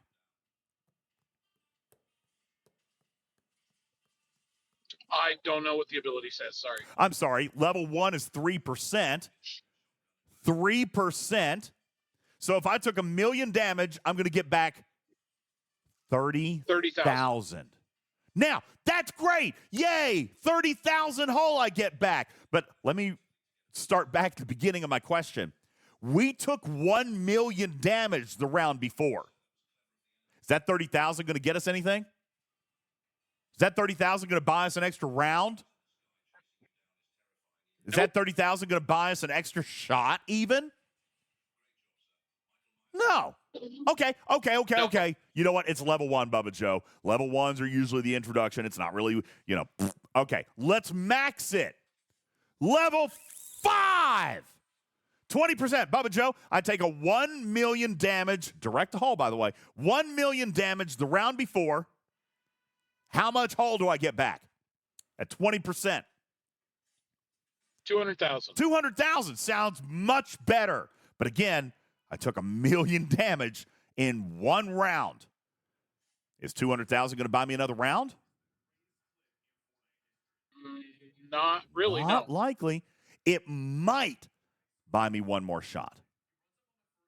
It could, in a very, very niche scenario, possibly buy me another round. Okay? But very, very niche. This is why this research does not look appealing to me. Okay? Now, if you are really, really, really close on the edge, sure. Every little bit matters, right? Nickels and dimes. I get it. All right?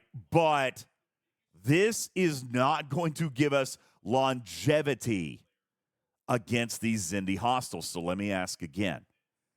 Will this favor contribute to us making up 4 levels of hostile? I'm going to say the answer is probably not. Go ahead, Bubba. If the battle went long enough, right? If the battle went long enough, 20% healing, right, is going to make a difference if the battle goes long enough. But what's the problem with that assumption? The assumption there is that you need to kill it fast. You're not going very long because the go-home cannon is going to send you home. What is the maximum number of rounds you will be able to fight these hostiles? 7. 100. Well, sorry, 7. Right. The maximum number of hostiles is 7. Mind you, we already have the precondition that your hull health has to be 35% or lower.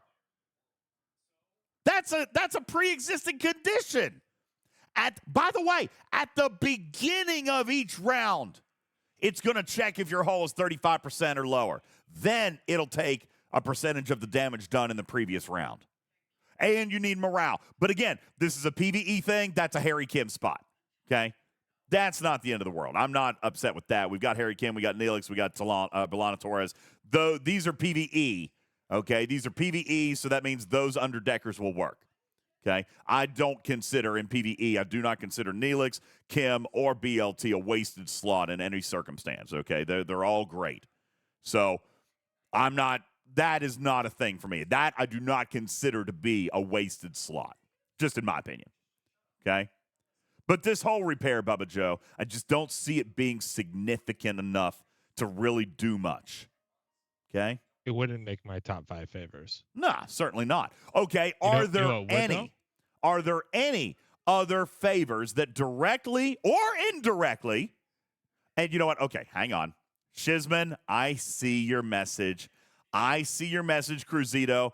I am not thinking that these are Xindi only. But again, I do come back. First of all, it's not PvP at all. All right? It is literally PvE. Okay? There's another category for PvP. I think there are PvP ones. Yeah, but that one's locked behind Steamed. Yeah, and sorry, there is another one too, but yeah. Well, we're talking about this. Yeah, so which one is mending? I do see mending in here. By the way, the percentages, also the offensive repair stance. The percentages are the same, though, mind you. Okay, the percentages are the same, and they require triangle battle.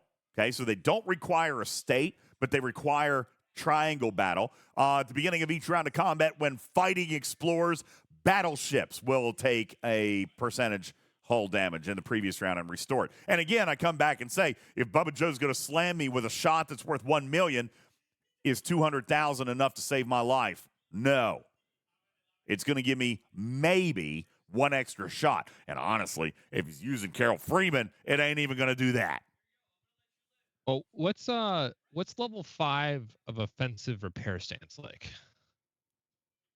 Offensive. Here's defensive.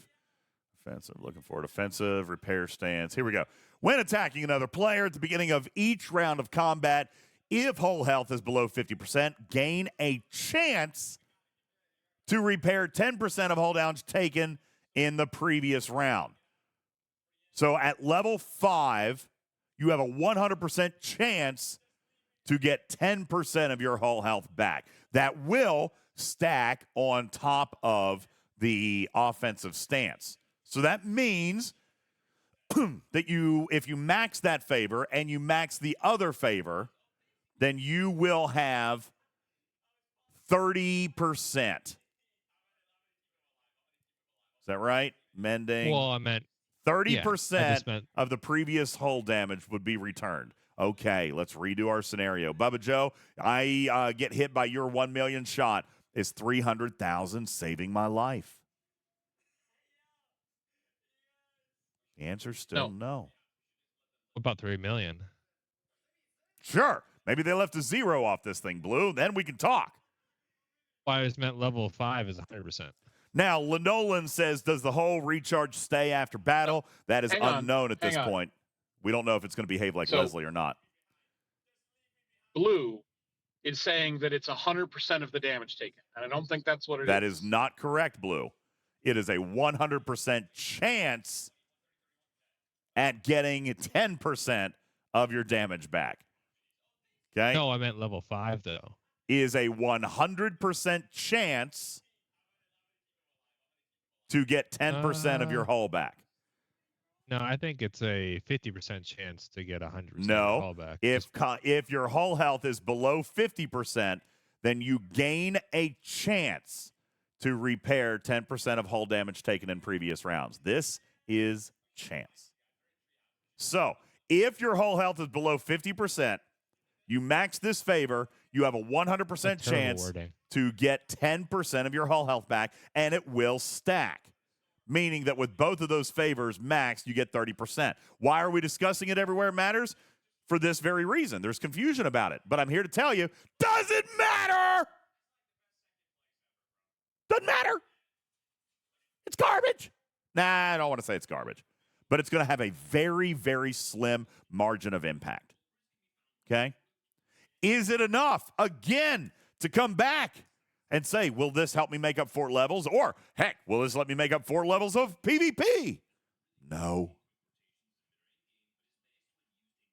No. None of this matters. So, let me come back and ask. Well, yeah. So for combat favors, that's kind of it. That's it. So, we could spend hundreds or maybe thousands of dollars on all these favors. Does it make up for levels? Final answer. This is your $1 million question. Blue Mandalorian, do these favors at all max levels give you the opportunity to level out the loot and hostile expectations with what your ops levels are from game design? No. No. Bubba Joe, synopsis? This does not help. Doesn't Ask do me it. again in a month. Doesn't do it. So, am I justified, Scopely, in asking for an adjustment to these chests? Yes, I am. Am I justified in asking for an adjustment? Now, this is where I'm going to upset people, Bubba Joe. Am I justified in asking for an adjustment to the single chest values? Yes, I am. Am I going to ask for the double ship bundles? Probably not, Bubba Joe. Tell the people why. The stretch goals? Because the double chest is a stretch goal. That's right. It's meant to be long-term. It's meant to be something rewarding. It's meant to be something that we work towards. It's meant to be something that we push for. And you got it, Hayden. In my mind, the NX01 is probably going to do a lot to get us there. I don't want to take away. They are a for-profit company. I know they got to sell stuff every single month. They're going to want to sell product next month. I'm not trying to ruin that. What I want to preserve is the player experience this month. Lost In says it's a setup to make us want the NX01. Obviously, Lost In, I don't know, setup is kind of a harsh word, but they're clearly moving that way. This is what the NX01 is going to do. Like, it doesn't take a genius. But until the NX01 gets here, and this was my warning today to Scopely, the sooner you act, the less attrition you will suffer from this loop. The longer it goes, Bubba Joe, the more people are going to get frustrated and may not actually come back. I will despise the fix less if the damage caused by it is mitigated in the meantime. That's right. They got to move quickly on this. Okay? Now, Otter, Otter says, how are you okay with that when you rave about creating problems to sell solutions to? Because this is not a game design. The math here on the single chest is the problem, Otter. The double chest is not the problem. That is the stretch goal. Bubba Joe just pointed it out. That is not what we should be doing here on day 2. There really is a surprising number of people that are pushing for this double chest. This is just like Tally when it came out. It's just like Franklin when it came out. It's just like the cloaking dailies and the freebooters and all this other stuff. It's just like, Bubba Joe's going to shoot me for saying this, just like hazards. We're not designed to be able to do it all on day 1. Okay? That is not where I'm offended. I'm offended by the single chest. And for the record, hang on one second, Bubba. And for the record, I'm only offended on behalf of players 55 and down because I demonstrated it last night, and I'm not ashamed to tell people. I mean, that should speak to my integrity, that I'm still this passionate about it and still this willing to fight for you, even though you saw me last night do my run in like 4 or 5 minutes. Okay? And that's just it, Shill. It's not the same.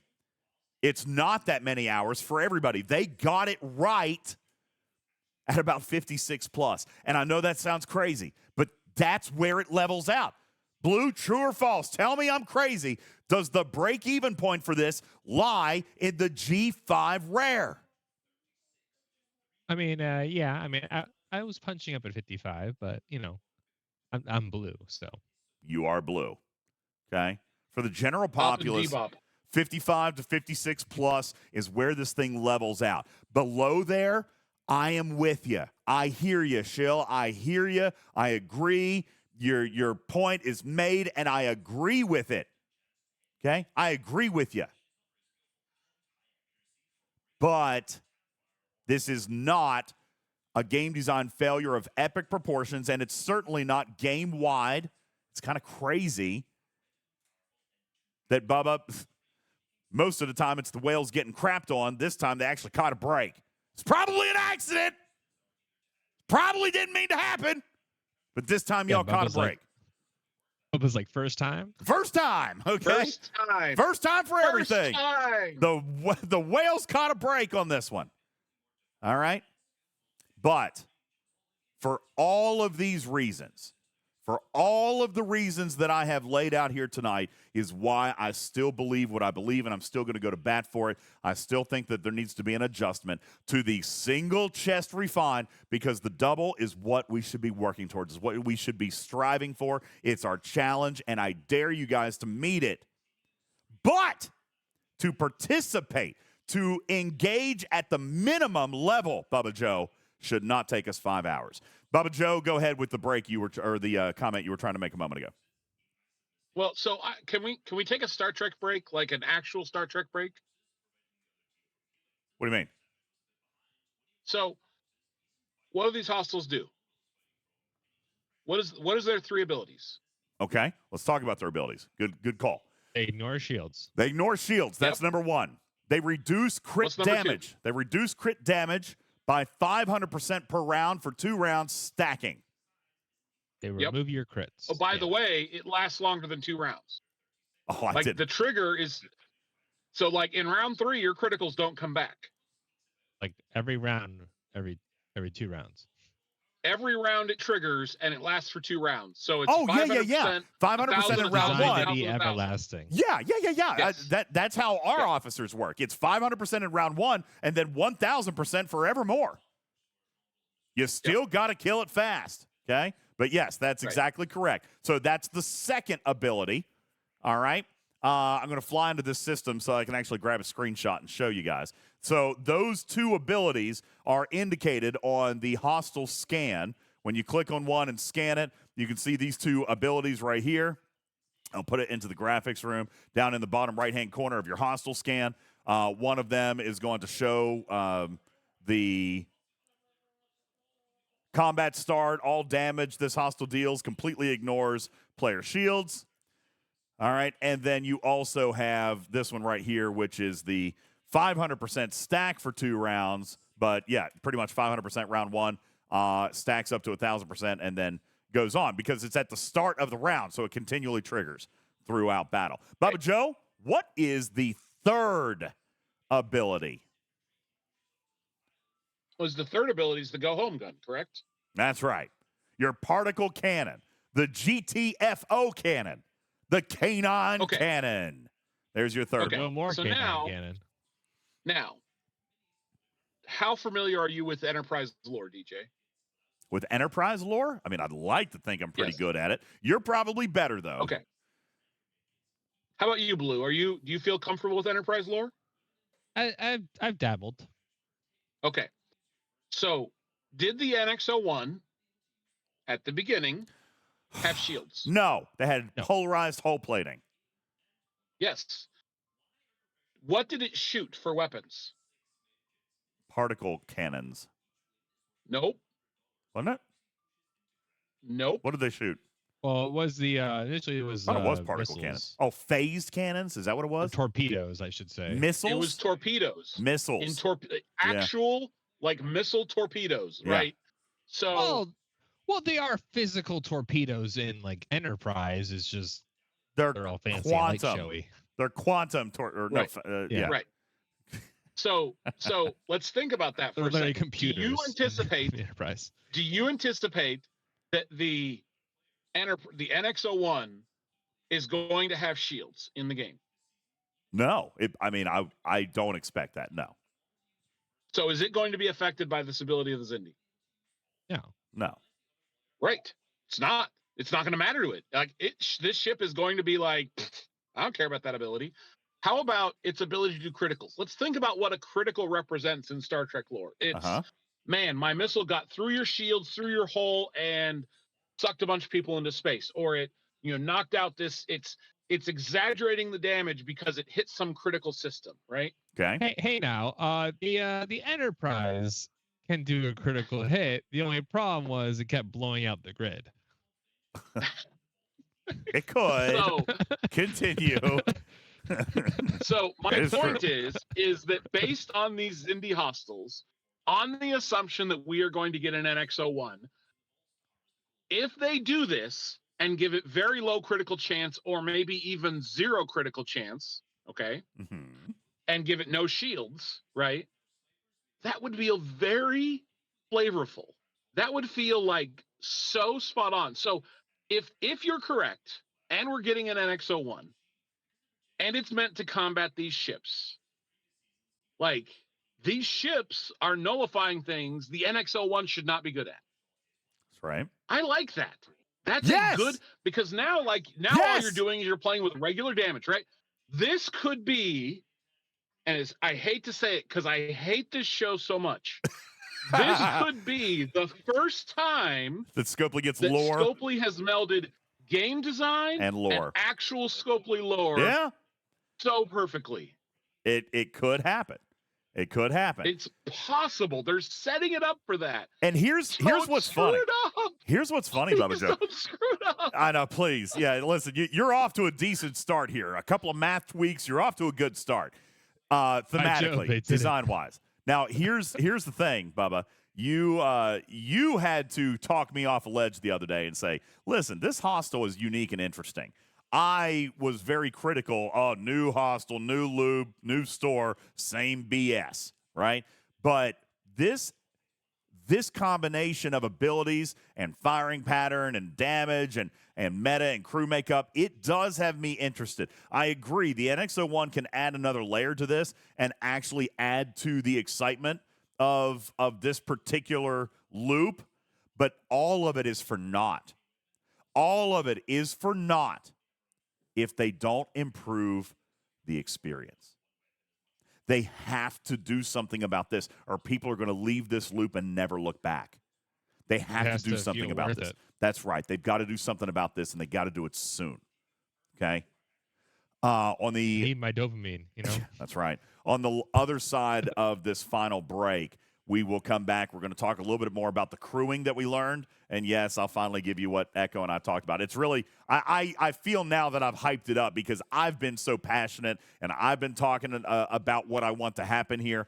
The short, I'll go ahead and give you the announcement because it's nothing nothing crazy. The announcement is simply that they have accepted my plan for review. They are looking over it. They've looked and accepted all the math.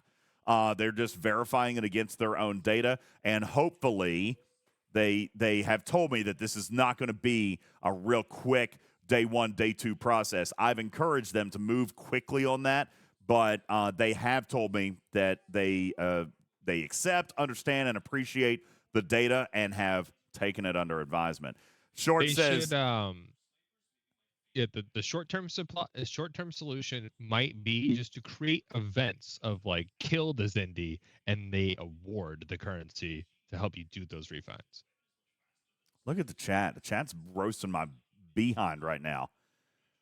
Shiz says that's not even an announcement. I mean, you did play up this announcement like it was going to be a big deal. I didn't really. I just said that I talked to them and they told me that I could say that to you. I didn't really I mean, I wasn't trying to make this like earth-shattering. I just said... That's why I was like, oh my God, people are expecting something big here. No, I talked to them about it. I gave them the plan. And here's what they said. They said it's good. It checks out. All right, God, Jesus Christ. But yes, they're just yesing me to death. Yesing me. What does that mean? What does that mean if they're yesing me? Papa Smurf. Give me a break. Why is everybody busting my chops? That's for sure. They are nodding their head in agreement and saying, yep, and are you going to change? No. Oh. Just smile and nod, boys. Oh. Just smile and Is that what happened?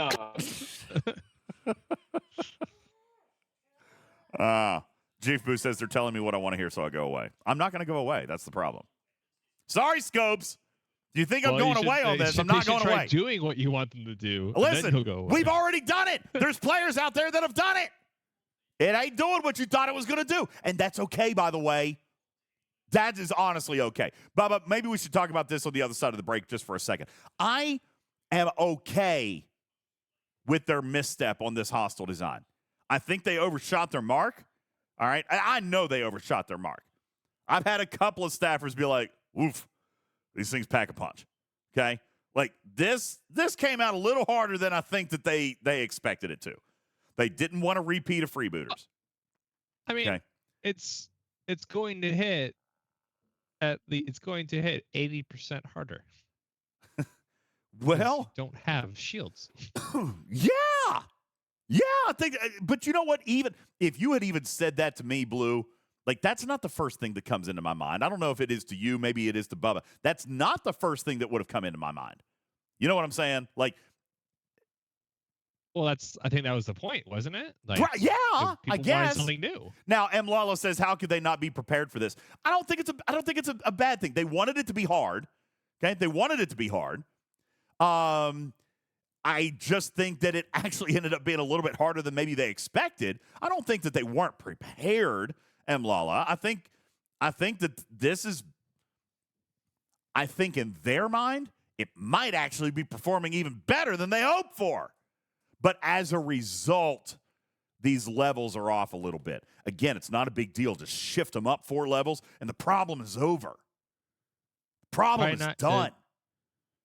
The levels will match up as soon as you get your NX-01 to the tier that's intended for your ops. Probably. Because, I mean, like, think about it, like, the polarized hull plating that's going to be the question. Like, that's going to be the question of whether or not is this going to be a one-trick pony Franklin, or is it going to be any value outside of it? Because, like, will the polarized hull plating be a damage split for Xindi alone? Yeah. Or for others. And by the way, Herbs, I want to throw out there that it doesn't matter about spending the $500 or waiting 6 months. Bubba Joe, did it matter about spending the $500? Nope. And I didn't spend $500. Didn't matter. Okay. Herb says I meant for the NX-01. Maybe. Possibly. We don't know yet. All right. I'm just filling your head full of. The NX-01 stuff is complete speculation. It is complete speculation, but I mean, it totally fits the mold here. For all we know, the NX-01 is going to be a mining ship. I might quit. I might quit. Probably not, but I might. I think about it. It is a record-setting miner. Yeah, I would. No, stop. That mouse moves stuff on my screen. You can't touch it. Wave at the camera. Wave. Say hi. All right. What? You're not upset. You're not upset with Voyager being a mining ship. Well, because it's a very capable mining ship. All right, we're going to take a break. Okay. Stop touching buttons.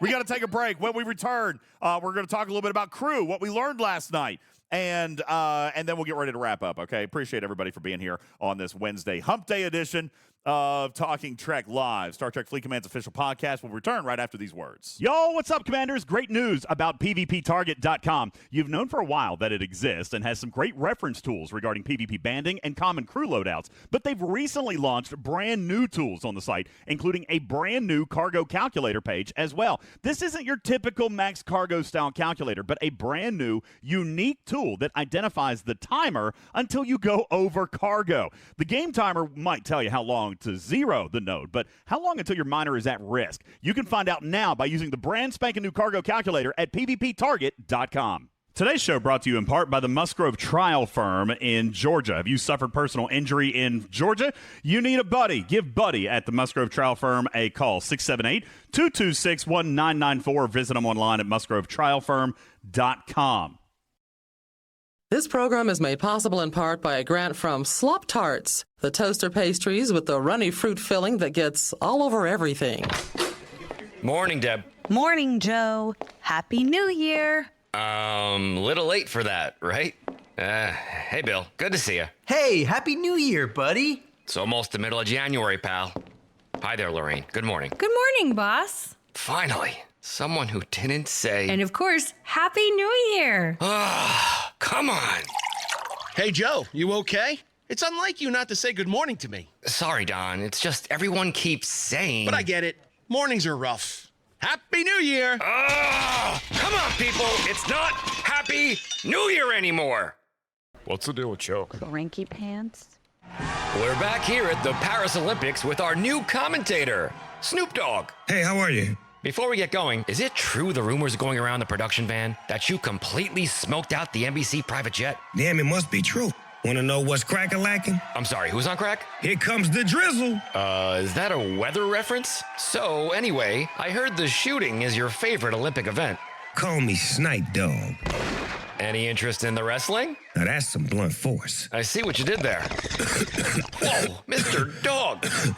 Damn. You can't do that on live TV. The whole squad better hit this blunt or else. Or else we lose? Ain't nothing but a W thing. All right. We better pack up the set. I think I see the French police coming this way. Go to commercial.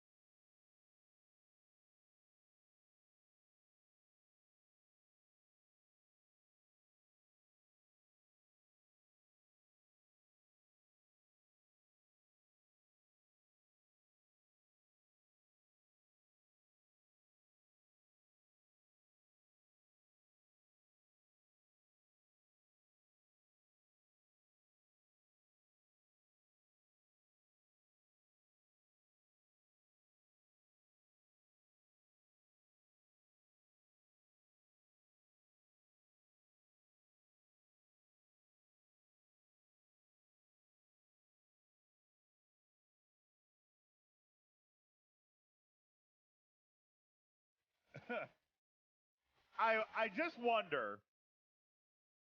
I wonder, Blue, like when people are listening in podcasts, like they are right now in the live studio audience, and it's like, what is this? Like, would they actually stop listening to the podcast because the return music is bad? Is that a possible thing? I don't know. Is this bad? I mean, I don't think it's bad, but look, the chat's not really liking it.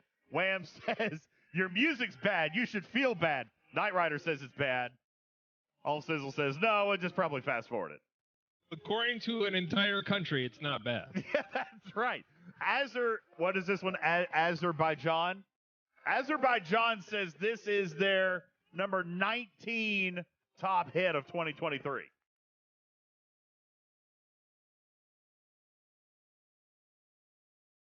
There you go. All right. I can't even read it. I honestly can't. I'm so sorry. Here, I'll give you, if you guys want to see this real quick, I'll throw this in the graphics room because I actually don't know how to pronounce that. Here, I'll pull this up. You should just make a text list of all the songs you've been playing. Oh, I don't know now. I don't remember them now. This is it. I'm going to pull it up on my screen. You guys see that right there? I don't know how to pronounce this right here because that's actually written like in another language so that I can't read. So I have no idea what that is. But that was the name of that track, okay? Mimi says it sounds like a 19th place song. For the entire year? For the entire year? Okay. You sound like a 19th place song. Yeah! Your face is 19th place. There you go. Was that a girl that you were talking to? Huh? Is that a what? A girl or a boy that I was talking to? I don't know. I'll have to ask him. Whose face looks like 19th place? Oliver says it matters if it was a girl or a boy that I was talking to. It's illegal to say rude It's not. stuff to a girl.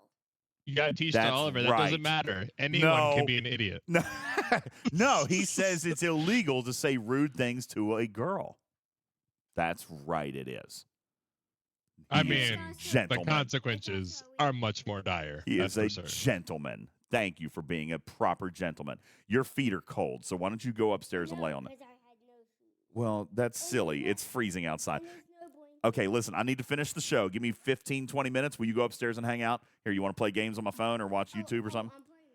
Okay, go do that. Let me finish my show. What a good young man. What a good young man. All right. What? Him always knows. Adorable baby. Adorable baby. Everywhere It Matters says, please take more commercial breaks. Just nab 2 more Xindi freighters while you were away. Yeah, I'll take another break. Can't actually do it.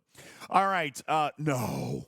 867 says the actual translated title of that track is called Winter in the Heart. You're lying. Is it? Swap out one word, lost in translation, and it was a very well-placed title track. Okay? I'm in. Thank you. Blaze says, I can confirm I translated it as well. That's fantastic. It's been a long road getting from here to there. All right, anyway. But you just got to have faith.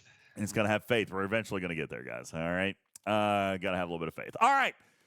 Blue, let's talk a little bit about Crew.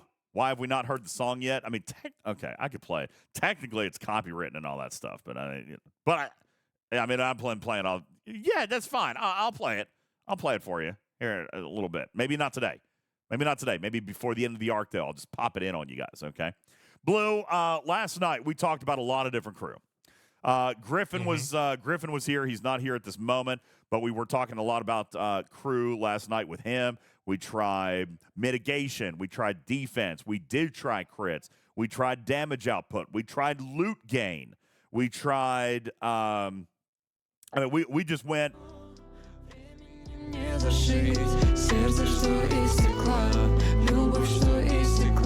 Azerbaijan's love ballads, power ballads, right there. I forgot to hit the button. We looked at a ton of crews last night. So here's the thing. We talked about this at the beginning, and I'm going to mention again, this is not one size fits all. Okay? We're going to give you a But couple. there are some fundamentals. There are some fundamentals. We're going to give you a couple of those base core pieces. You're going to have to use a few of these different options, depending, like on what Bubba and Blue said earlier. Did you die to the gun or did you die to the hostile? Okay, there's a couple of things that are going to matter there. Now, we're also going to talk a little bit about boosts.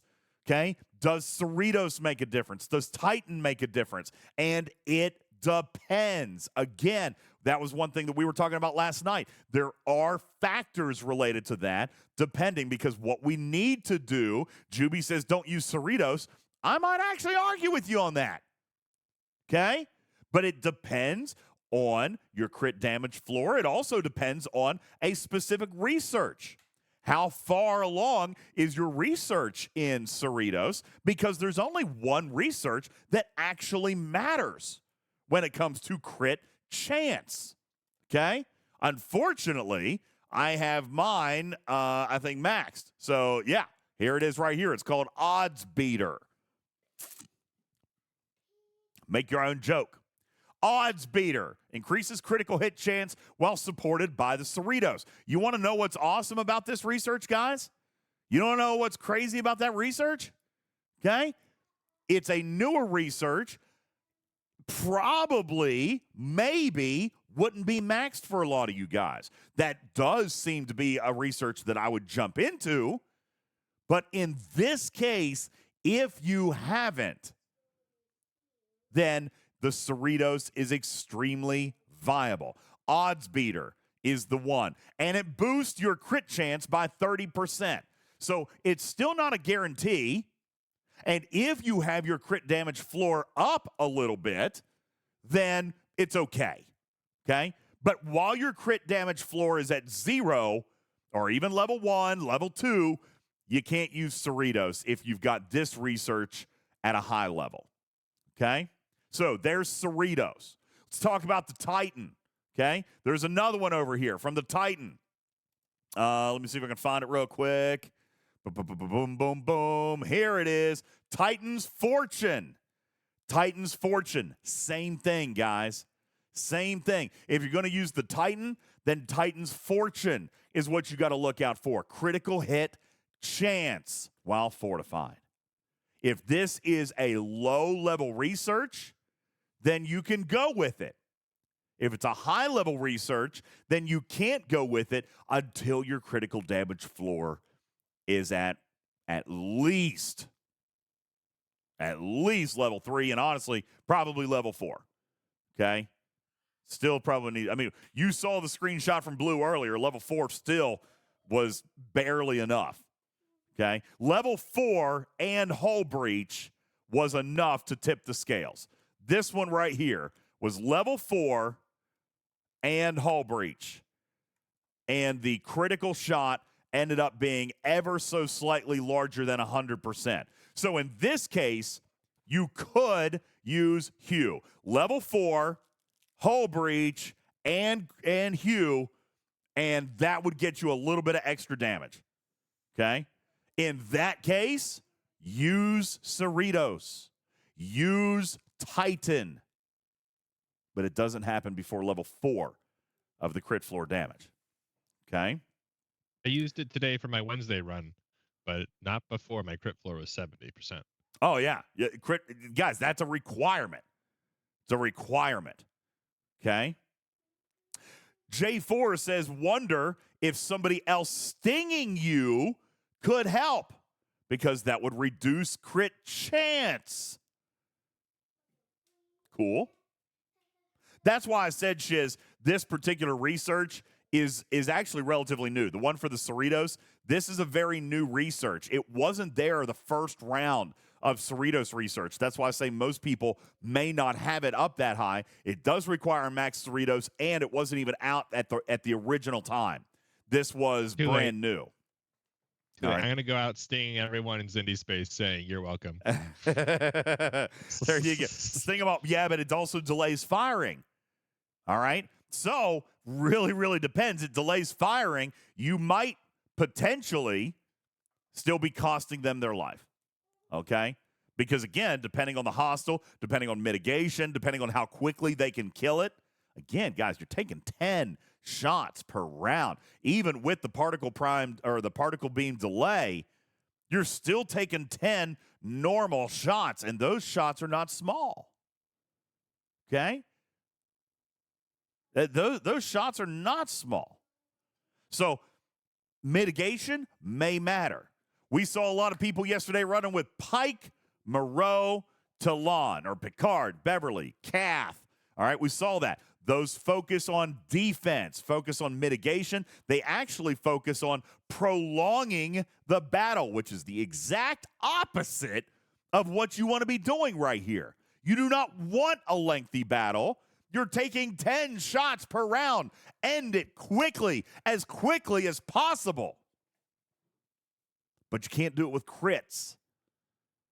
You can't do it with crits unless your critical floor is 4%, level 4. Exos, says Robotsky, highly effective in this case. Highly effective. Are there any multi-$100,000% bonuses to damage? No. Exos, effective in this case. Okay? Effective in this case. Damage. Forbidden tech.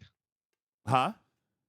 You know, forbidden tech damage a boost as well. Yes. Or that kind of stuff. There is like hull health is also a huge factor. If you're dying to just the damage, then you're just trying to last as long as possible. That's hull health. True. Yeah, hull health would help. Tendy could help there. Even some at that point, like we talked earlier, mitigation could help. Okay, let's take a look at your screen here. And for those of you watching in podcast form, I'm just going to point you out to your Metreon Cascade. Look at the Metreon Cascade.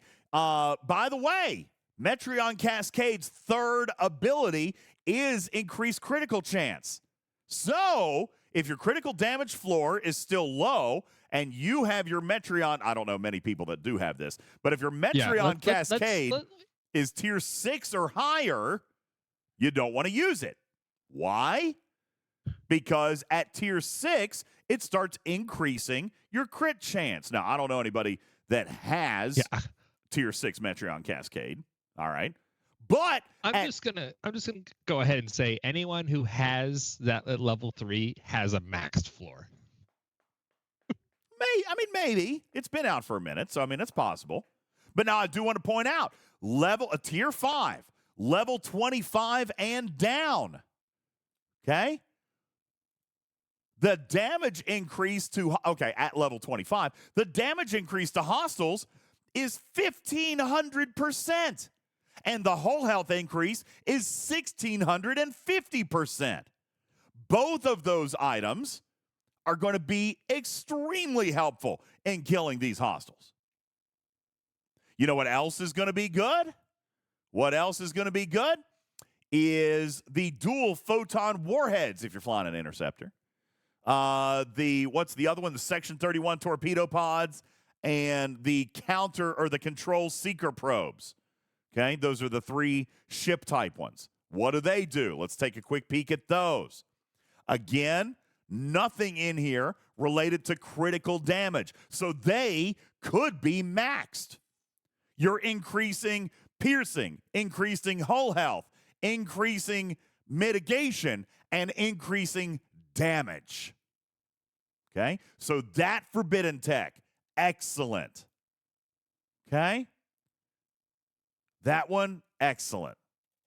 Let's take a look at Agamus.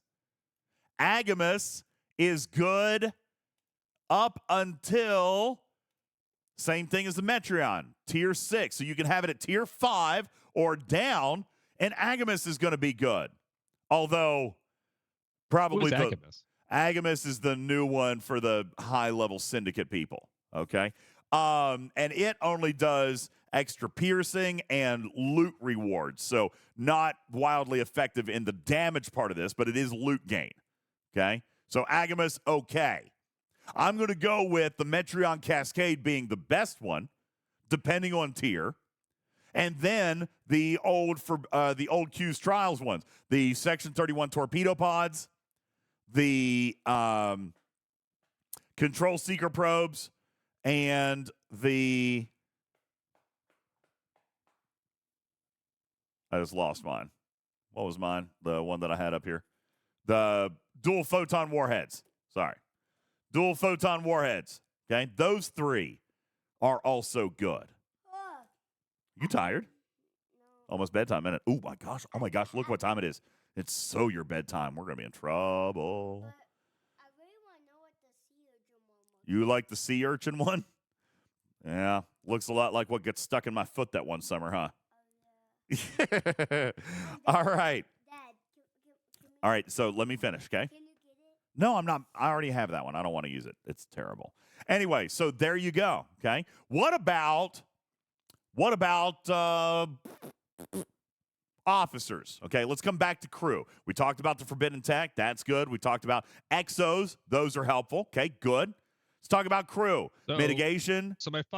Go ahead, Blue. So my fundamentals are avoid criticals. So avoid Q. You don't need Odo. You don't need anything that's like boosting critical damage because it's going to be 0 regardless. Sure.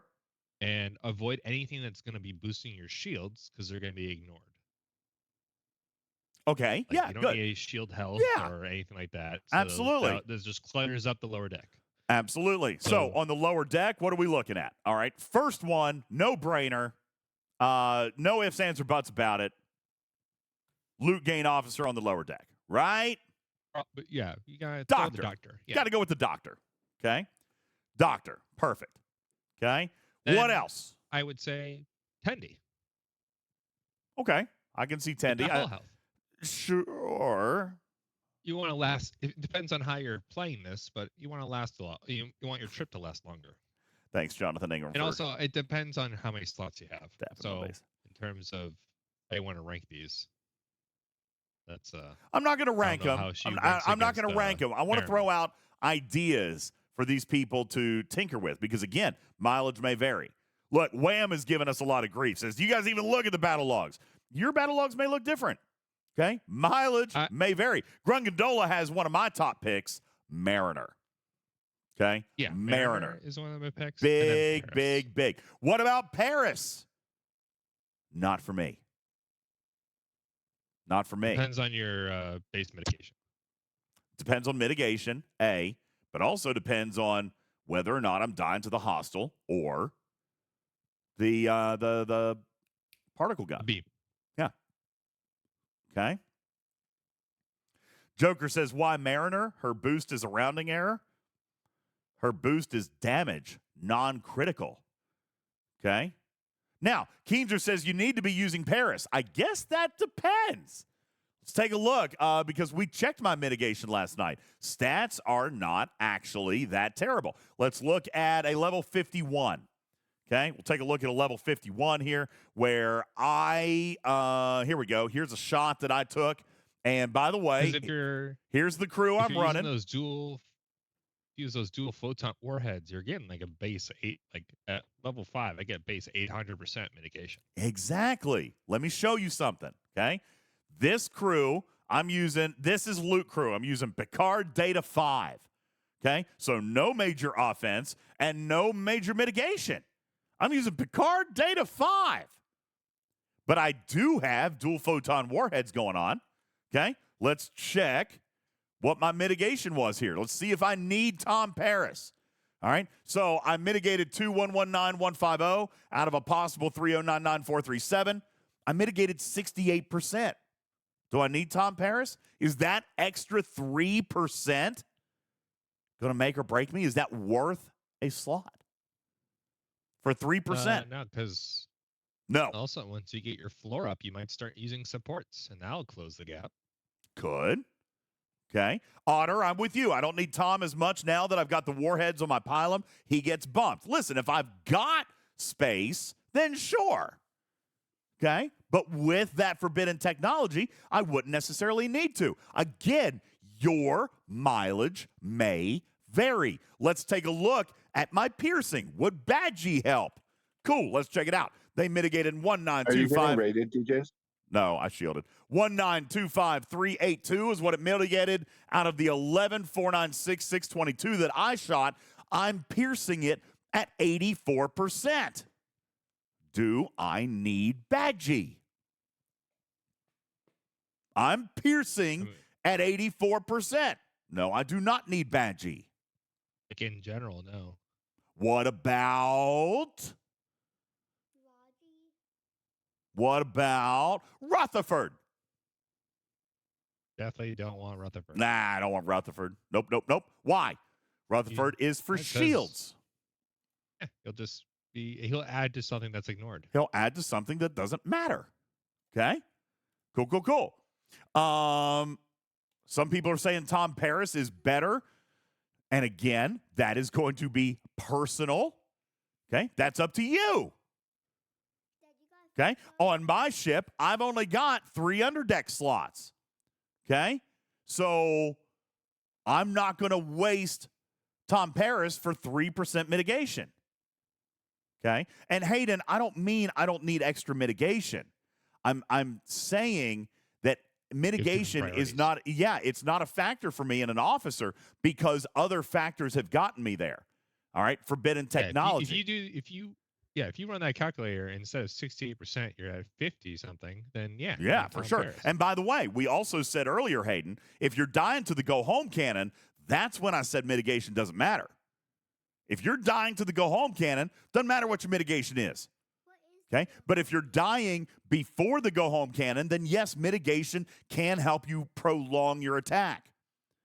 But if you're dying to the go home cannon, don't matter anyway. No amount of mitigation is going to help you. Okay? So, Mariner could be good. Everywhere It Matters says I would choose other officers over Mariner. Fair enough. I am always going to run Doctor. I am going to run BLT. I'm going to take Hugh off for right now. When I get my crit floor up, then I'm going to add Hugh back. Okay?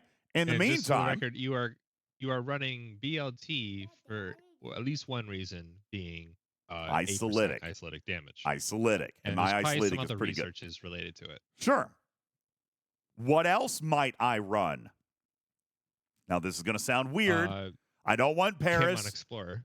I don't want I don't want Paris, right? I don't want Hugh. I don't want Odo. Tendi could be good. Everywhere It Matters says don't use Mariner. I'm flying an Interceptor. This is going to sound crazy, but I am still putting Harry Kim. Actually, wait a second. Hold on. Let me rethink about that. That just popped into my head, Blue. What's that? It's under Kirk, right? Let me see if I can find it. Yes. I think you currently have it active. It's crit damage, not crit chance. That's right. Crit damage. So irrelevant. Okay. So for now, that's right. Everyone Matters. No help yet. When I can put Hugh back on, then I could put Harry Kim back on. Okay. So I guess in lieu of anybody better, I would probably run Tendi in my case.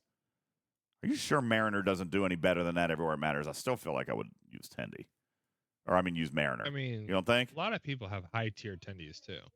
I mean, my Tendi's maxed, but my Mariner's also maxed. So, Oliver says to use Mariner. It's your choice. Everywhere It Matters. He said it's your choice. You can do that. Just say test both. Yeah, look and see which one does better. Okay?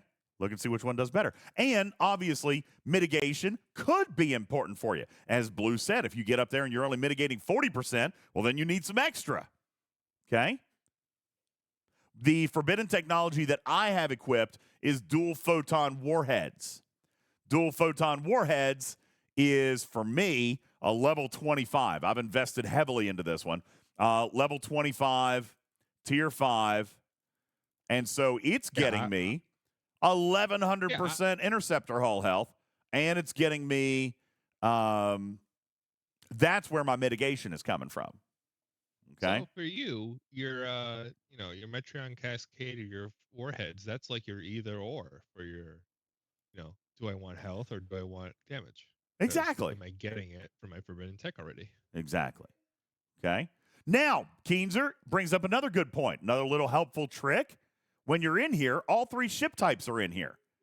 I would obviously recommend that you fight with the triangle. Certainly don't go against the triangle. We did see last night going, even staying flat with the triangle was not as good. All right. Being with the triangle is great. I'm still like questionable about like, I don't know. It seems like sometimes my explorers taking less damage from the explorers than the interceptors, but at the same time, my interceptors are taking more damage from the interceptors than they were the battleships. I was doing better against the battleships in my case. Maybe the interceptors just are a little rough. The interceptors, I mean, they could be rough. The interceptors could be a little rough. There is a ship power difference in there. You really have to dive in. And again, why I'm comfortable saying your mileage may vary. The explorers, okay, Jonathan Ingram says the explorers have more DPR than the other two, which is why I wouldn't have experienced that, John, because I was only hitting battleships and interceptors. But the battleships, I was doing better against because I was with the triangle. The interceptors were wearing me out a little bit more. If you really think about it, wouldn't the battleship be by far the easiest? Because aren't the battleships geared to pierce a shield? And if you're already piercing a shield, aren't they just running on redundancy? Well, yeah, but they also have a lot more hull. What are you doing to my phone? Shield piercing, shield deflection has nothing to do with your blue shields. Stat-wise, I would say that maybe that's why interceptors are a little rough. But they're just mostly focused towards shields for the mitigation aspect. Oliver just about reset my iPhone. Oh, he just kept trying. See, you were trying to crack my pin, weren't you? You thought you knew the pin, but you thought wrong, didn't you? Hey, you stay at that late. It wasn't 1, 2, 3, 4. Clearly. Just like my luggage. Yeah. So anyway, all right. Guys, because here. Because and I'm getting ready to wrap up here because obviously I got to get the little one to bed. Because of what we found here earlier, talking about these charts, talking about the chest, the double chest, the loot, and all this stuff. The fact that we talked about the fact that we need to punch down a little bit. Here's the deal. These hostels already take ages for you to earn the loot. You got to have loot. You got to have the loot. My personal recommendation is to hit as low as you can to still be able to use a solid loot crew and maybe 1 or 2 or 3 hulls to get the loot that you need for the single chest for the time being and use a loot crew. We saw this last night with Griffin. Griffin used an attack crew and then punched down 2 levels and is using loot crew and is making more loot in the same amount of time. Right now, and I know that sounds counterintuitive, but it's where I'm going. I know certainly 3 hulls, you wish. Here's the thing. You can do it if you hit down enough, but you're grinding forever. That's why some people are saying 100. That's why Ransusi said 150 officers. Okay? 150 hostels. That's what's going to happen. When you hit lower, you're going to grind longer. So I would say the various crews for these hostiles would be maybe a Pike Moreau Cath/Talon or a Pike Cath Talon crew, or a Pike Moreau Enterprise Data crew, or if you're going for loot, a Enterprise Picard Enterprise Data, and then either 5 for loot or Janeway/Harrison for something offensive. I personally didn't have a great deal of luck with Harrison. Ransusi mentions Picard Beverly and Fat Mud, and that is a good option for high intensity output damage in the first round. To be honest with you, Ransusi, I think Picard Bev Fat Mud probably only works with a Pylum or a similar interceptor. I don't think that's good on most battleships or explorers. So again, this stuff is highly situational. Highly situational. And yes, I do agree, punching down for the Ops 40s, Wolfwood, it doesn't really work, right? You guys are just stuck right now. Do what you can or don't. This is Scopely's risk. that they're running. If they burn you out on it, Wolfwood, and you decide you don't want to do the loop at all, that's their loss. They want you engaged in the loop, which is why, Scopely, you must act quickly. Okay? You cannot sit on this. I know you got to correlate all the data. I know you got to correlate the data. You got to check it. You got to double check it. Got to have 15 people check it. I am not usually wrong. I know the community likes to say that, but I mean, really truthfully, when it comes to the math, I'm not usually wrong. And even in this case, the entire community is in agreement here. This is not a problem with the hostile. It's a loot problem. It's a redemption problem, and you got to fix it before it's too late. Go ahead, Blue.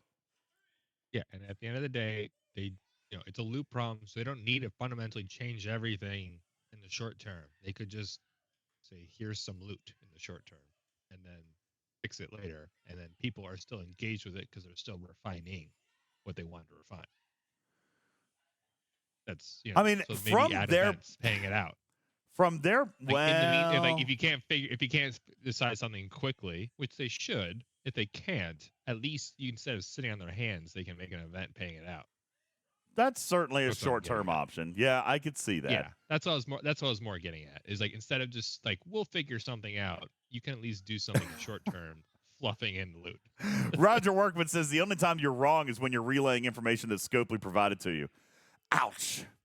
But fair. But very fair. All right. Yeah, that's not a bad one. Ransusi is throwing up an officer crew or a shipyard crew here of 5 of 11 as captain with Enterprise Data and Harrison on the side. I would also maybe potentially, depending on what your tier of data is as compared to Janeway, you take a look at one of those. The reason he's doing that is because of isolytic and shield bypass, and you get the mitigation from 5. I would imagine that that's probably a decent crew right there. Probably strong, and you're still getting your loot bonus there. So that's not necessarily a bad thing. But like Picard is still more. If you have Picard, use Picard because that's more loot. Just less mitigation. Yeah, Blue, you're getting quieter and quieter. Is your Bluetooth dying? Oh, I'm sorry. Yeah, you're just like. I'm so sorry. Ah, gotcha.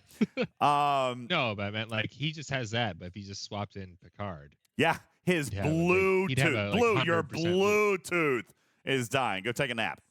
Yeah, Blue's Bluetooth. Jonathan Ingram says there's no reason to use 5 instead of E Picard in that situation. Well, there could be the mitigation, right? That could still be a thing because you're going to get Picard, you're going to get loot, and then you're also going to get what's his officer ability? That is, I just drew a blank because I only use it for loot. Enterprise Picard. Oh, he gives a Cascade. wall of isolytic damage. Yeah, so he's damage output. I guess that depends. He's competitive with data. Isolate the cascade damage. Yeah, but you stack them, and it's great. The short term, just not in the short term. Yeah, you want to potentially look there to see whether or not you again need the mitigation or not. You know, if it's the go home cannon, then it's not really the mitigation that's doing it. So, yeah, mitigation versus damage. That's kind of what we've talked about. That's your teeter totter. That's the 2 levels of the slide here, and you got to decide which one is gonna work for you. Guru says, should I invest in escalation first or save up for crit floor? Coming back into the faction store, he is talking about escalation being the loot bonus. Me personally, loot all day, every day. Take that loot. Okay. So with the critical floor, it's going to be like useless until level 4. Yeah, so it's like you have to get it all the way up to level 4. At least the loot bonus will help you in the meantime. Okay? That's what I would do. In my opinion. Okay? Do it on loot and then move on from there. Warjareen says, did we work out a good crew? I just logged in. You're going to have to back up a little bit and listen to it back because there's a couple of different. We've thrown out a few combinations, but it's very niche. It's very dependent on your situation. This is one of those things that I kind of like because it's not one size fits all. It's not a crew. There's a couple of crews depending on your performance and your outcome. So I'd like to throw that out there. Now, just want to point out though, whoever made Picard data saw these hostiles coming, so take that as you will. That's true. That's true. Okay. Yeah, everywhere it says, I really kind of like how this brings us back to different strokes for different folks, and I don't disagree. That's why I really do like these hostels. Bubba Joe kind of turned me around on these hostels. I do like them. If we can just get this math balance problem solved, this has the makings of being a very, very good loop. But we gotta fix the single chest refine. We gotta fix it for pretty much everybody 55 and down. The only people who they got this right for are like 55, 56 plus. Okay. Kel says, is there a crew for G3 to hit the 40s? Man, that's a tough one. That's so tough. All right. Blue is working on it. Blue, if you had to offer advice right now to an Ops 40 whose best ship is probably a Tier 7 or Tier 8 G3 Epic, what are you going with? I'm going with the recommendation to get a G4 ship, but stop it. the timing. Let's say they're a fresh 40. They're pushing. They're going. They're a fresh 40. What do they do? I think Shiz is right. I think they're boned. I think they're kind of boned. Not very Enterprise friendly because Enterprise's biggest strength is shield, and that's ignored. Yeah, Enterprise is not the right way to go. An auger might be your friend. I was going to say, if you've got an auger, I would try that. If you've got Enterprise E Picard and Enterprise E Data, I would definitely go with those two. And honestly, depending on a few factors, depending on if you need mitigation, then you could throw the Doctor up there. If you need loot and you can comfortably kill them, then put 5 up there. If you need more damage faster, maybe you could throw Janeway up there and go full isolytic on the outbound. Below deck, you always want B'Elanna. If you're going to run that battleship, go ahead and throw Neelix if he's a good enough tier to use. I mean, if you're 40, hopefully your auger is a high tier, so you have a hefty below deck slotting. Yes. And hopefully you can run maybe try out Picard data like Janeway and then Paris with a whole bunch of defense down there. Yeah. For your mitigation. Yeah, absolutely. That's kind of what I was just thinking there. Try to run some mitigation down there, maybe and maybe some burning. If you're going to run an auger, maybe the obliterator can help. If your Neelix is high enough tier. If you can, but fresh 40 ain't gonna have a max Neelix, so no, probably not. ISS throw 'em Jelly. In there if you can, but ISS Jelly, is that going to stand up? I don't think so. Not for an Ops 40. I don't think it's a long-term fighter. I mean, it builds. See, it's got the damage build over time. So again, you're not going to get it done. Low DPS because of its ability. Yeah, Jelly likes long battles. It does better in longer battles. That's why it's great for armadas, or at least the original old school armadas. I don't see that being a good thing right here. So, Bearbot says, why BLT on a battleship? Same thing Bubba Joe has screamed and screamed and screamed forever. Oh, wait. No, you don't want BLT unless your crit floor is up. See? I keep falling into it, Blue. You don't necessarily need BLT there. No, you don't need BLT unless you have Hue. You don't need Hue unless you have crit floor 4. Unless you're on an interceptor. Unless you have an interceptor. Unless you're on an interceptor. If you're flying an interceptor, go ahead and fly BLT. But otherwise, no. And even then, you might have limited stuff, and there might be something better than 8% isolytic damage for those choice few slots. Yeah, agreed. So, yeah, Herbs, you only want BLT for ISO if it's on an interceptor. Otherwise, BLT doesn't do anything until the crit floor is up. So, yeah. This is why we said no one size fits all, and that's why it's okay. All right, community, that's it. We're going to roll. We're going to bounce. I want to thank you guys so very much for hanging out. It's been a great night. Had a lot of good conversation. This is a great show. I hope this helps you guys. If you want to see firsthand some of this testing last night. Our Twitch VOD is up. I think it might be up on YouTube maybe tomorrow, but it will be up on Twitch VOD already. And we'll have this podcast up for playback here very, very soon. I want to thank you guys so very, very much for tuning in and hanging out with us on our show here tonight. I would like to invite you to visit our website at TalkingTrekSTFC.com. TalkingTrekSTFC.com, where you can find links to our website, to find links over to the Twitch, over to our merchandise store, find links to our YouTube for you to see some of that stuff.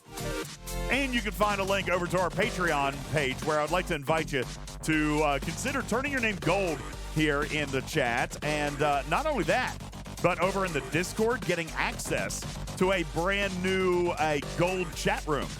Yeah, so if you are a gold patron, then you get access to an extra gold chat room over in the Discord. You can sign up to be a gold patron for as low as $4.99 per month. I really do appreciate it. I haven't updated the list, so I'm not going to read those names tonight, but I do really want to thank you guys so very much, everybody, for being a supporter of the show. I really do thank you guys a whole lot. Griffin put up a new video on our YouTube earlier, so please go out and check that out. And we would really appreciate you sharing that around and taking a look at that to help boost those views. Lord Sunday says, any update on when Wave Defense Pass will commence? Yes, mid-month, next week. Ooh, there you go. Next week, Wave Defense Battle Pass will kick up and get started again. All right. Is that it? Any other last-second questions? Forgotten Six says, how many resubs do I miss? I always miss. We don't have the alerts turned on. We miss them during a podcast. I miss them. I could probably go back and read them. I'll read them tomorrow night, though. I'll read them tomorrow night. I promise. All right, guys. That's going to do it. Rev Deuce is on Twitch. We're going to raid in. We're going to go say hi if you're listening live and if you're listening on playback. Thank you guys so very much for listening to Talking Trek, a registered trademark and recorded in front of a live studio audience for distribution across podcast platforms everywhere. I am your friendly neighborhood cat person, Ultimate DJ, saying meow for now. Love you, minute. Catch ya on the next one. Good night, everybody.